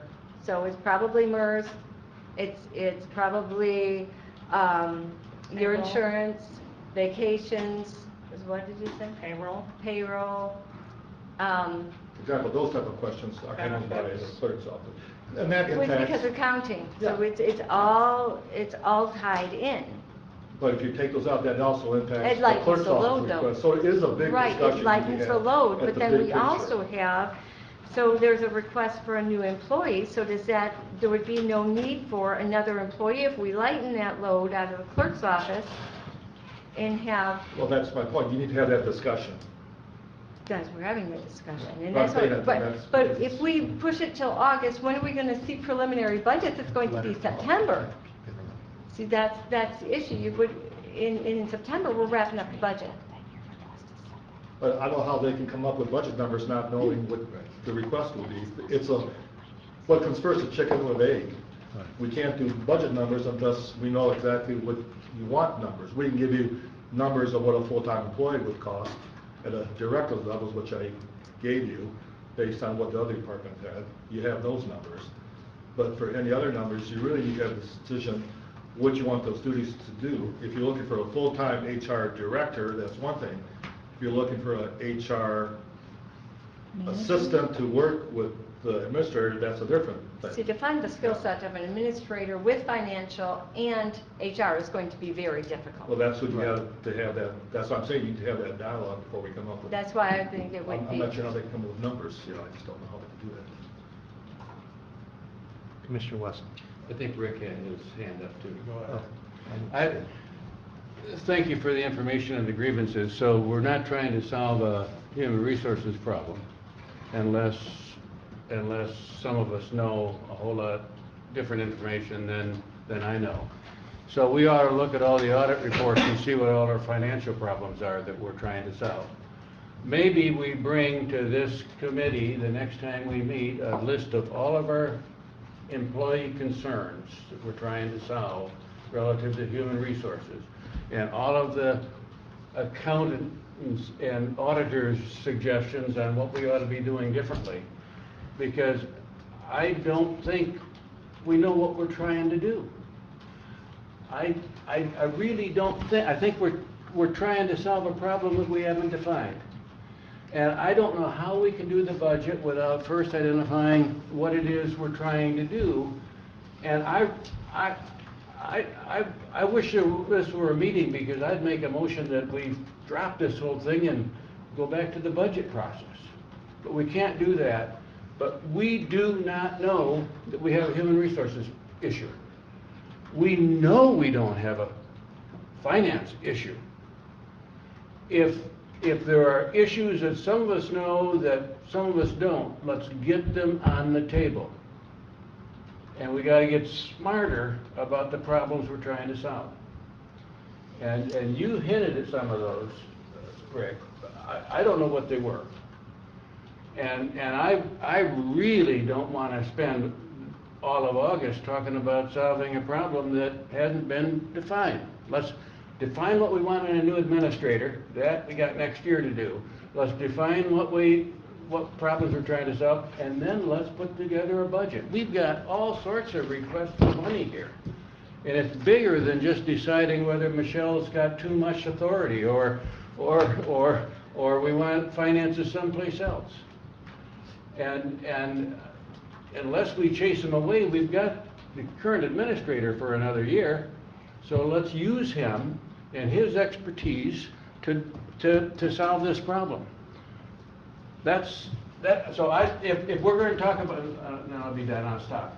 if we're gonna talk about this on the 12th of August, let's start by looking at all of the grievances, all of the employee problems, and all of the finance problems. And then we can get the problems on the table and have our solution. Commissioner Robbins. Well, I think we're missing, I agree with you a little bit, Ty. I go back to our meeting in Sutton's Bay 3 weeks ago. When you left the meeting, you said you were gonna have job descriptions. I'm here today, where's the job description? Tell me what you want those duties to be. I can't create job You descriptions. said you were gonna do it I when can we give you left. samples, as I told you the other day. No, I you can didn't give say anything about samples. samples. You said you would draft. Well, he asked me a question. No, I'm looking at you, I'm not asking that. Okay. You know, and what I'm saying, Chad, is when we left that meeting, you said you were gonna draft up job descriptions. Here it is 3 weeks later, I haven't seen anything. And that's why we're in the predicament we are. If we had job descriptions, we wouldn't be sitting here going back and forth. We'd know what we'd be looking for. I can't do job descriptions unless you tell me what those duties are. I can give you 10 job descriptions in the next hour, but they're general from other counties. And as I told you, they vary from county to county. You're right. I mean, I can do general job descriptions. If you want them, I can give you all of them in an hour, but they're gonna be very generic. But we can't do job description until you tell us what you want in those jobs. I thought we kind of discussed it that day when we left there. Well, I just want to say, this board voted 7-0 to move this to the budget discussion, okay? And it was decided to put, as far as I know, it was to put it in place and to have it. And if you're going to continually argue about not even discussing to put it into the budget, I'm not understanding where the support, I mean, it was at the beginning of the year, you told me, I was told that once the board decides, we shouldn't resist it. But and now, that same person is saying the exact same opposite. He's doing the opposite. This board has voted 7-0 to put it in the budget, and all he's doing is resisting it. No. So I just think that that doesn't seem to flow with me, when one person tells something, but they don't want to do it themselves. And so I hope we can move forward and get this into the budget, even if it's at what the administrator said is the full cost. And then if we're going to figure out what it is that the description is, then we've got it covered as far as the money. The idea is to figure out, get it into the budget, have it in place according to what this board voted to do, and then, we've got till whenever we put it in place, but it will be in the budget, is what I'm hoping will happen. Commissioner Elquire had her hand up first. Well, because you were addressing me, I wanted to respond to that, if I may. Could I? Sure. All right, sure. We didn't vote 7-0 to implement. We voted 7-0 to not do something in Finance Committee, not do it outside the budget, but do it during budget. My point is, we've got a proposal from the administrator. That's where we start, and identifying the problems is where we start. So I'm not saying something different than I said at the first of the year, but I certainly there was not a 7-0 vote to implement. There was a 7-0 vote to move it to budget. I'm suggesting that the appropriate way to move it to budget is to take the recommendation that we have from our administrator. And that's where we start, along with identifying the problems. That's not inconsistent with what I said at the beginning of the year. Commissioner Elquire. I agree, we did not vote to implement, we just voted to discuss it at budget. I heard at no time we voted to implement. Commissioner Lautner. Yes, thank you.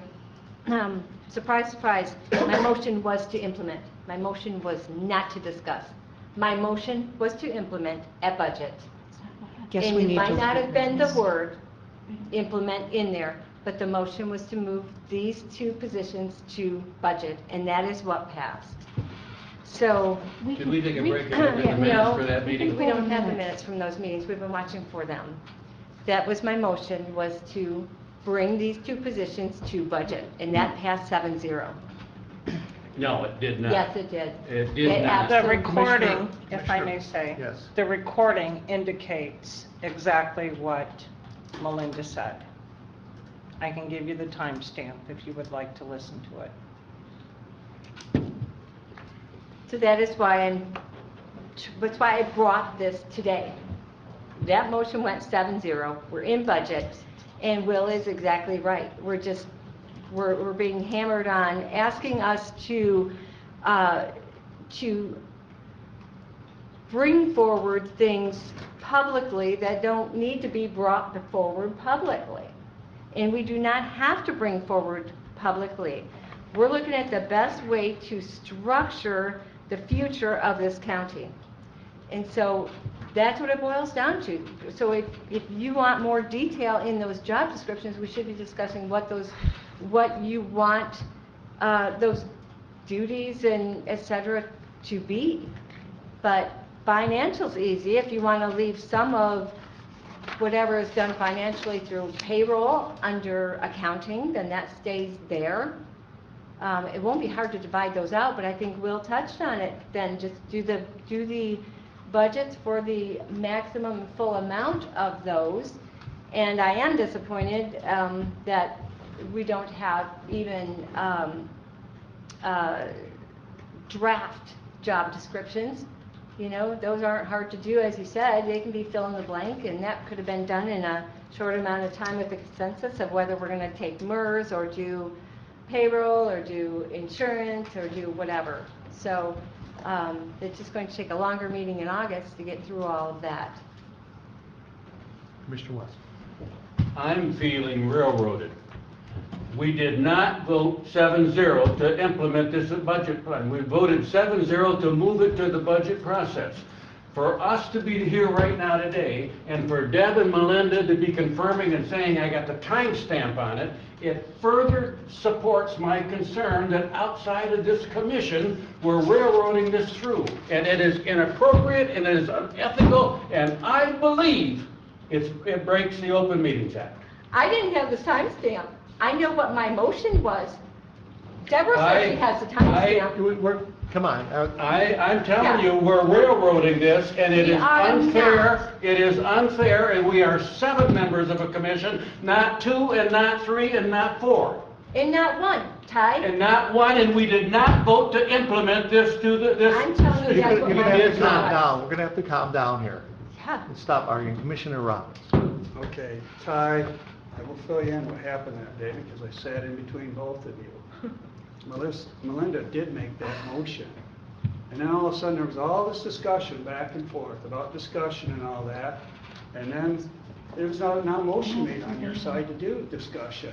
They went back and voted on Melinda's original motion. That's what happened. Melinda So if you want to go back and look at the tape, Melinda moved to move it to the budget process for discussion. No, I did not. I never said discussion. That's where it's Let's not argue about that, all right? It's here, we're in the discussion phase, nothing's been implemented. I would like us to try to at least get maybe we can get a description the next time, but we can have it in the next, budget discussion, and those are the top subjects. Are there, we need to look at then at other future dates. Because we're not going to settle it here now without some kind of a description, without some kind of an amount that we're going to do.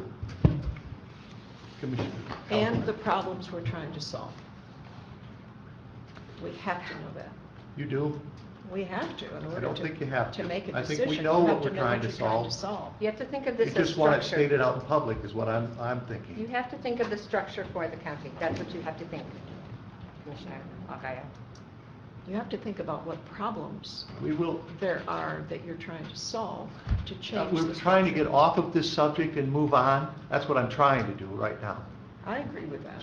And stop talking about HR and administrator and financial and move on to future budget work sessions. All right? We've decided what we're going to, at least some of what we're going to do. Okay. Is there anything else? Go Yeah, ahead. so for the August 12th, our next meeting, Yes, I have discussions on the HR, finance, and administrator's position. correct. And that could be pretty broad. What other topics do you wish? Because I don't know if you plan on all day that day or half day or. We're going to have to. Probably, I'm assuming. Yeah. But do you want other people scheduled? Normally, we have started with personnel requests. So if we continue with that, it'd be the Register of Deeds office and the request. Senior services. And Senior- prosecutor prosecutor's and office. clerk, the clerk's position. And the clerk's office, yeah. Is that what you want to put I on the think we should, agenda? yes. So I will invite those Does people anybody have to a problem join with us. that? Is there anything else they want to add? I do, and thank you for tolerating me. I think we could go into closed session to talk about personnel issues. Yes and no, there has to be, in general terms, no. What I'm hearing is we don't want to talk about the problems we have because we don't want to air our. We can only go into closed session, talk about personnel, if there's a issue with a specific person, and that person has to request it be closed session. And we don't have to get into specifics, but I would like to just urge that we have people with identified concerns about the current structure would be willing to talk about some pieces of their concern. What are we trying to solve? It would make me look at our conversations better if I knew what we were working to accomplish. And so I agree, we don't need to talk about this person said this, but I have done my darndest to look at the auditor's report and the grievance report, and I'm only aware of a couple of issues about staff concerns. So I want to hear some specifics, not details, but some general specifics about what we're trying to accomplish in spending more money. And it's growing government, whether you contract it out or you hire them in. It's still growing government. So why are we growing government? What are we growing government to solve? And I think it's fair to ask that question. And I would like to have that on the table when we meet on the 12th, if I may. Commissioner Russell. I have a question for Chad or any of the other department heads that hire and fire. Are we doing exit interviews? I think each department, yes. It's up to the Yeah. elected officials. They can't be dictated to do that. The courts may do them. I do not know. I do my own exit. I can tell you interviews. on the department heads, yes. I can't speak for the elected officials. Fortunately, we have few people that leave here once they come here. Usually they retire. Okay, any other future, well, we'd have to look at dates. So can I just review just to make sure we're on the same page? Yeah. So August 12th, it's a 9 a.m. We'll plan for a lengthy session. And then we're going to look at personnel issues, which include HR, finance, administrator, clerk, records of deeds, the prosecutor request, senior services, and I may have an update on IT at that point. So I'll add that to it. Probably just an update, though. I think that covers all the personnel requests. Commissioner Roth. If there are any of the requested budget additions that fit the American Recovery Act, I suggest we identify those and take them off of this and move them to that discussion. And only deal with requests that don't qualify for. Yeah, the deadline for requests from the public is the 13th, and I think at the August regular meeting, I'm going to give an update where we are, and I think we probably will have to have a special meeting just to talk about how we want to proceed with the American Recovery Act. Right now, the only thing that for sure potentially could be that is the tower request. We're not sure about the vote, whether that qualifies or not. It may not. And also, there's still some potential discussion about infrastructure. Would this building count for infrastructure upgrades? The HVAC project, because that's a hefty chunk of money. Yeah. So I think we will have to have a discussion, but we probably will have to have a special meeting on just the American Recovery Act funding process. I thought we were requesting, or the sheriff was requesting the vote for American Recovery. He And is. if it qualifies under there, it could come off this. Yeah, I just don't know if it will qualify or not. The deadline for even comments on the guidelines is Friday. So at some point they'll issue a final guidelines, but I'm guessing those will be fairly vague and subjective also. But there will be some changes made from the original guidelines that came out just on comment. So it'd probably be good to have that discussion after we have some more details. Right, well, I agree with Commissioner Wessel that that his request, I thought, wouldn't be in our budget at all. It would be for under the 4.2 million. If it's not eligible, he still wants the board to consider it. Oh, okay. So that's why we put it in. I see. One or another, he wants a vote. Yeah. Yeah, we know that. And this has come up every year for Right. a number of 5 years. Yeah. Right, I mean, it's a fair statement, he wants both one way or the other. So that's why we put it on both. Okay. And he's not going to apply for the grant again? That is already passed, and no, the grant is not on the table this year. Yeah. Only the budget request and or the relief request. So yes, there is no potential for external grant funding for the vote, outside of the potential for the American Relief Act. Okay. So the next meeting is The 12th, and then we usually pick another meeting beyond that. We always try to stay 2 meetings ahead, because I know people's schedule change and people get busy.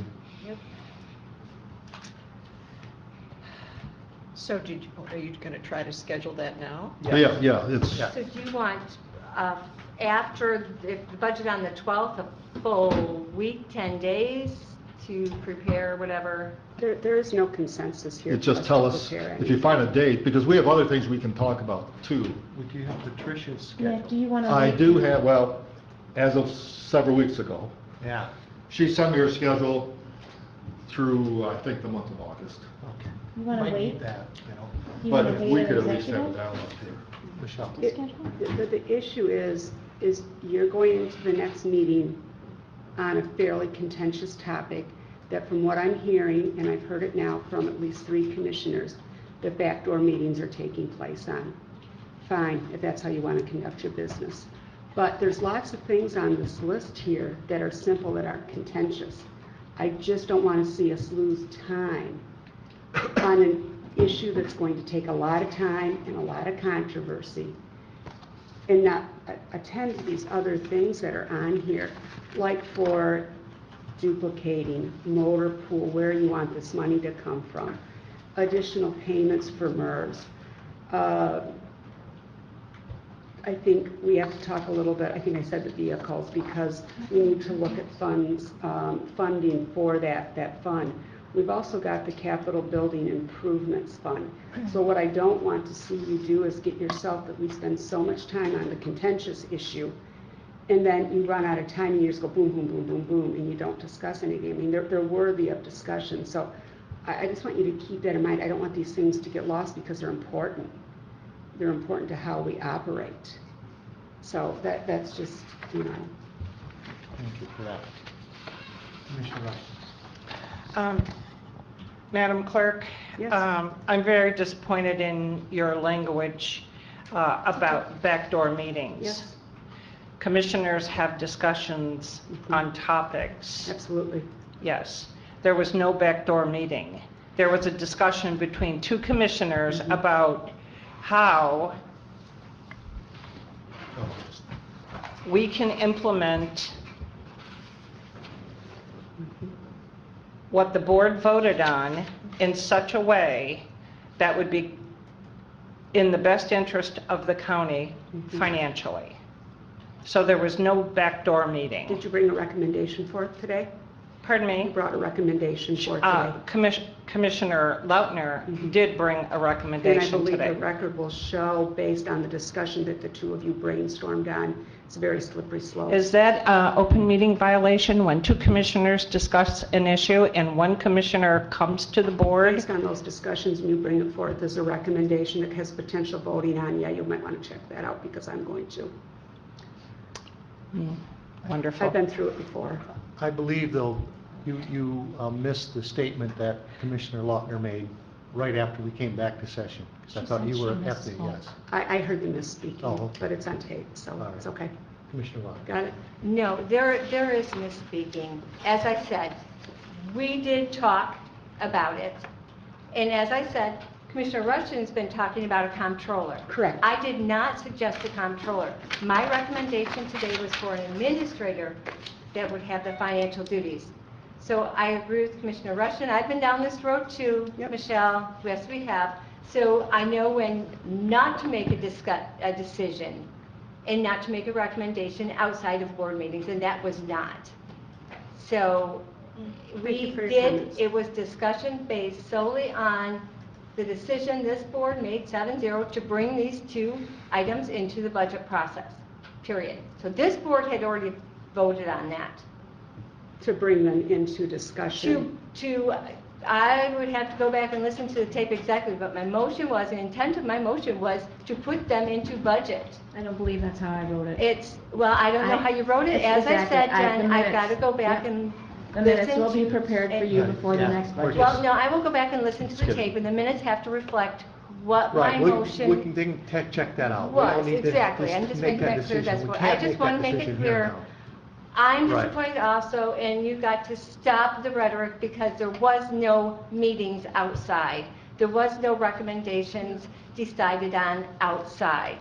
So, All right, we're trying to find a date here. I agree, but that was the process of that. And sometimes we have met twice a week, sometimes we met every other week, sometimes every 2 weeks. So, I mean, we have enough topics to talk about. Even if we have a major issue, we need more further up, there's Right. other topics we can discuss on. So I guess the best is just try to find a date that, Look at Monday, the 16th. Could we use the afternoon of the executive session to handle some of these pieces that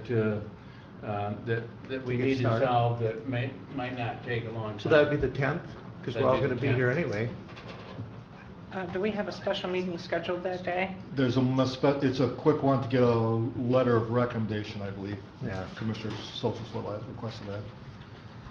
I'm Great available idea. the afternoon of the 10th. Yeah, I'm not sure what Patricia's, and we never know how long those meetings, our executive meetings last. right. All question of leadership. Well, so we could set it up for afterwards, look at it, and that, I would say that would be a good potential date to start. Because that actually moves it a little bit forward, and then we would still have. And do you the want to develop- do the less controversial issues on the 10th? We could try that, you know. Because I'm saying you're going to have a long day anyway. and Right.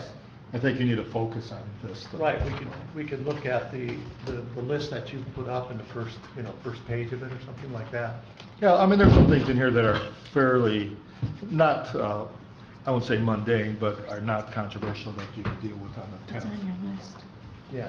Should, you want to look at this list and pick them out, or do you know, Yeah, because if that we're would going be to have, helpful. maybe we could have the people come forward who are requesting, additional. Personnel. Yes. What about Commissioner Rushton had, I think it was 2 meetings ago maybe?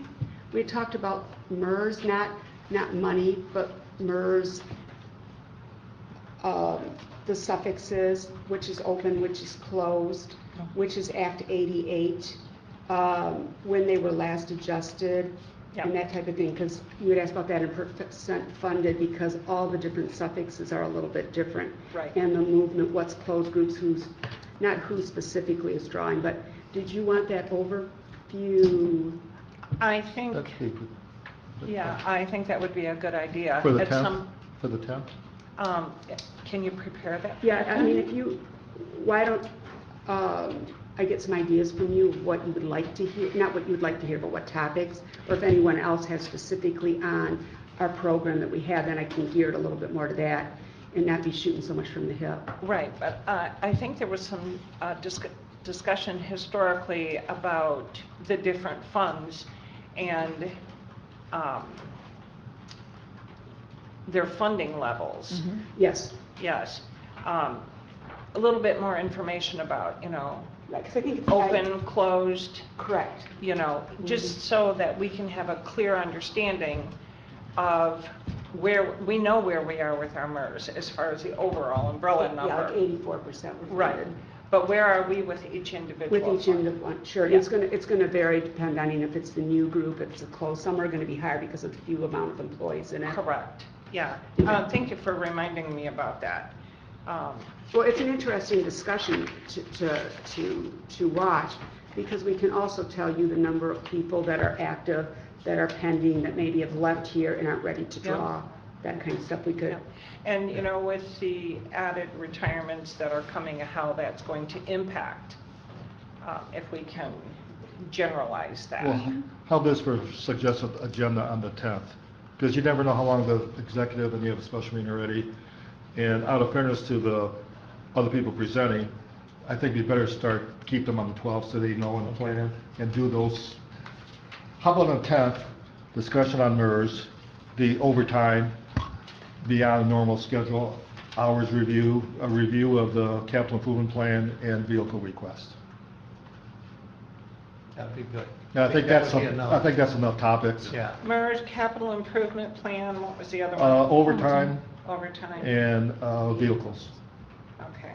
And I think between your executive committee, the special meeting, if you talk on these topics, We'll be exhausted. I think there'll be plenty. And then on the 12th, I suggest, out of fairness to these other departments, we start off with the register, and I'm not talking any specific order, but start off with the register of deeds, the prosecutor, senior services.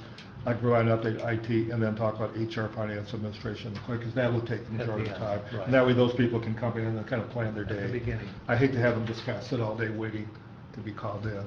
Does that sound fine with everyone? Yeah, I was going to ask you, I mean, I think the MERS information would be helpful. I don't know that it's critical that we have all of the detail on the different groups to make budget decisions, and some of that, the detail could be moved down. I just don't want you to lose it because it Well, was that's why I thought it'd be requested. good to have it on the 10th. Yeah. Because, you know, after those executive meetings, sometimes we're all just drained. Well, if we have the information, then we can Yeah. look at it in our Yeah. private Yeah, time. 'cause you And then may- when we have questions, you know, we can bring it to So- the next meeting. You may choose to do more than 250 when you Yeah. see those numbers. Right. So just a little overview. So on the 10th, there'll be a special meeting after the, special committee meeting, budget meeting, after the executive and after the quick special meeting on the recommendation. On MERS, overtime, and by overtime, I mean hours beyond the regular schedule. The CIP plan and vehicle request. And then on the 12th, we'll do register of deeds, prosecutor, senior services, and then with clerk, and then HR, finance, and administrator. Do personnel. Yeah, basically. yeah, try to do all the personnel. Just, you'll be fresh that day. Chad, on the dam, you said that they were, They're meeting today at 1 o'clock. they're meeting. Can we get that Yeah, information beforehand? Yeah, as soon, if they have thing, I'll try to get out to you this week. Okay, great. And I don't know what they're gonna be requesting, so. I talked with Steve Christensen on Monday. He presumed that, because, you know, we talked how the general fund is supporting the dam. Yeah. He thought if he gave me the budget that just rolled and didn't make any changes, that I wasn't gonna change it, and I was just gonna send him $30,000. Yeah. So I said, that's not how I handle your fund. I took the utilities and added 2,000 extra in contractual, so it's 11,000 in your book. And so that's what they're discussing, if there's any projects. They have actually accidentally overspent the allotment you gave them this year. And I will have to come to you for a budget amendment and a fund transfer because they have gone 4,000 over what you allotted already for this year. And I know Jerry has talked to me about some things he wants to do, and he mentioned some things to John, and we're looking and said, we don't have anything in the budget Yeah. here. So Steve goes, "Oh." understands he's gotta come back to you during a regular executive Yeah. session and plead for some more money. So whatever they decide today, I'll let you know. Commissioner West. I'd ask consideration for the meeting on the 12th to be done by 2. At least I have opportunity to see grandkids for a half a day that day that I haven't seen in a long time. I would like to not go all day. That's just my personal request. On the 12th? 12. We ought to be able to get our work done from 9 to 2. Yeah, I don't know. We'll try to, but I can never guarantee that. Well, it's a pretty important topic. Yeah. But I don't think you want my grandkids in the audience to listen to that all day. Might make sense. Maybe they have some advice for us. Yeah. So beyond the 12th, Yeah, that's where we're at. Right. where we're at. Still trying to get one more day here. So the 19th, I have a board meeting at 12:30 that day. 18th? the 18th? I could do the 18th works. 18th. 18th works for me. August 18th? What day of the week? It's a Wednesday, It's a Wednesday. And what time? 9 o'clock? Yeah, could you make it 9:30? Well, 9:30? make any time you want. Yeah. 9:30? I'll check Would be with fun. Patricia too.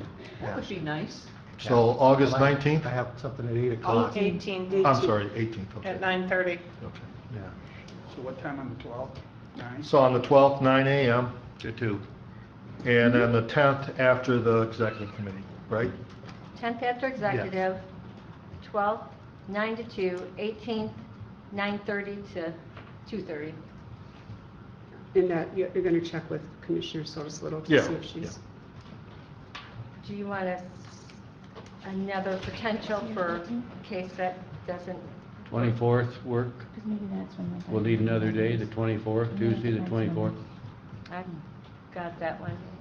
That works for me. Yeah, we usually have that airport meeting that day, What No. time? but it's not till It's 3 o'clock. 3 o'clock. So Okay. 9 o'clock. It could, Okay, yeah. possible morning? August 24th, you said, right? Yeah. How about the Tuesday? 25th? Go 9 to noon? Yeah, What about the 25th? And then we don't have time constraints. Or the 23rd. You can't on the The 25th? traffic is pretty challenging getting from. This is not till 3 o'clock. If we do, oh, you gotta get there. So we'd have 9 to noon potentially, right? Yeah. 9 to 1. I mean, it took me an hour yesterday to get there. Exactly. Yeah. So 9 to 23rd 1 is fine.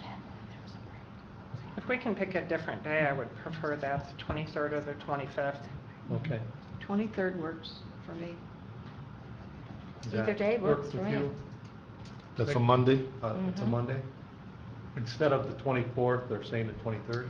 I might have a conflict on the 23rd. I have to check that one. So 20, There's the clerks conference, so the office may be short-staffed, but we Okay. can try and 25th maybe Laurel can then? help out or something. So What about the 25th? I think your conference is 23rd, 24th, We just have 25th. one day we have to go. Yeah, and I can't do 25, I've got to sell a parcel. We have to do an old fashioned How about the sale. 26th?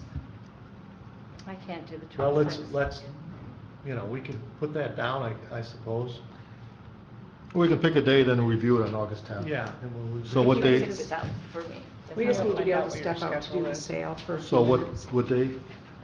Well, Linda said she can't make it on the 26th. Not 26th, so- but Well, the 24th, but we can be efficient and work 9 to noon. Right, that's what we're saying. But Commissioner Rushton said that she'd It's not prefer the not best to. day. Oh, okay, I didn't hear that. Yeah, it's not the best day And the for 20 traveling. If you skip that week, would it be better to go right into September then? I don't know. Or the Because 30th? you've got 10, 12, and 18, so that if you move it past Labor Day weekend, and maybe then you could get a little bit more, an executive in there, and then What about the another. 30th of Yeah, August? we do have that Isn't that the last day. weekend of? We do have of that Labor last. Day? What about the 30th? That's the week It's the before. Monday before Labor Day. We just have to look at the calendar and see what. It's Yeah. Monday before Labor Day, so we're not into the It's a holiday week yet. before, right? Right. Could Yeah. That would probably be better than that first week of September, or the first Oh, week right. of September. I can do the 30th. Yeah, but it's the 5th week in the month, so usually that's Yeah. not, plan for that. Fall off I can do the something. 30th. August 30th? Yeah, What time? that would be 9 o'clock, I think, would work. Why not 9:30? I like that 9:30. Okay. Yeah, 9:30? 9:30 is nice. Let's do 9:30.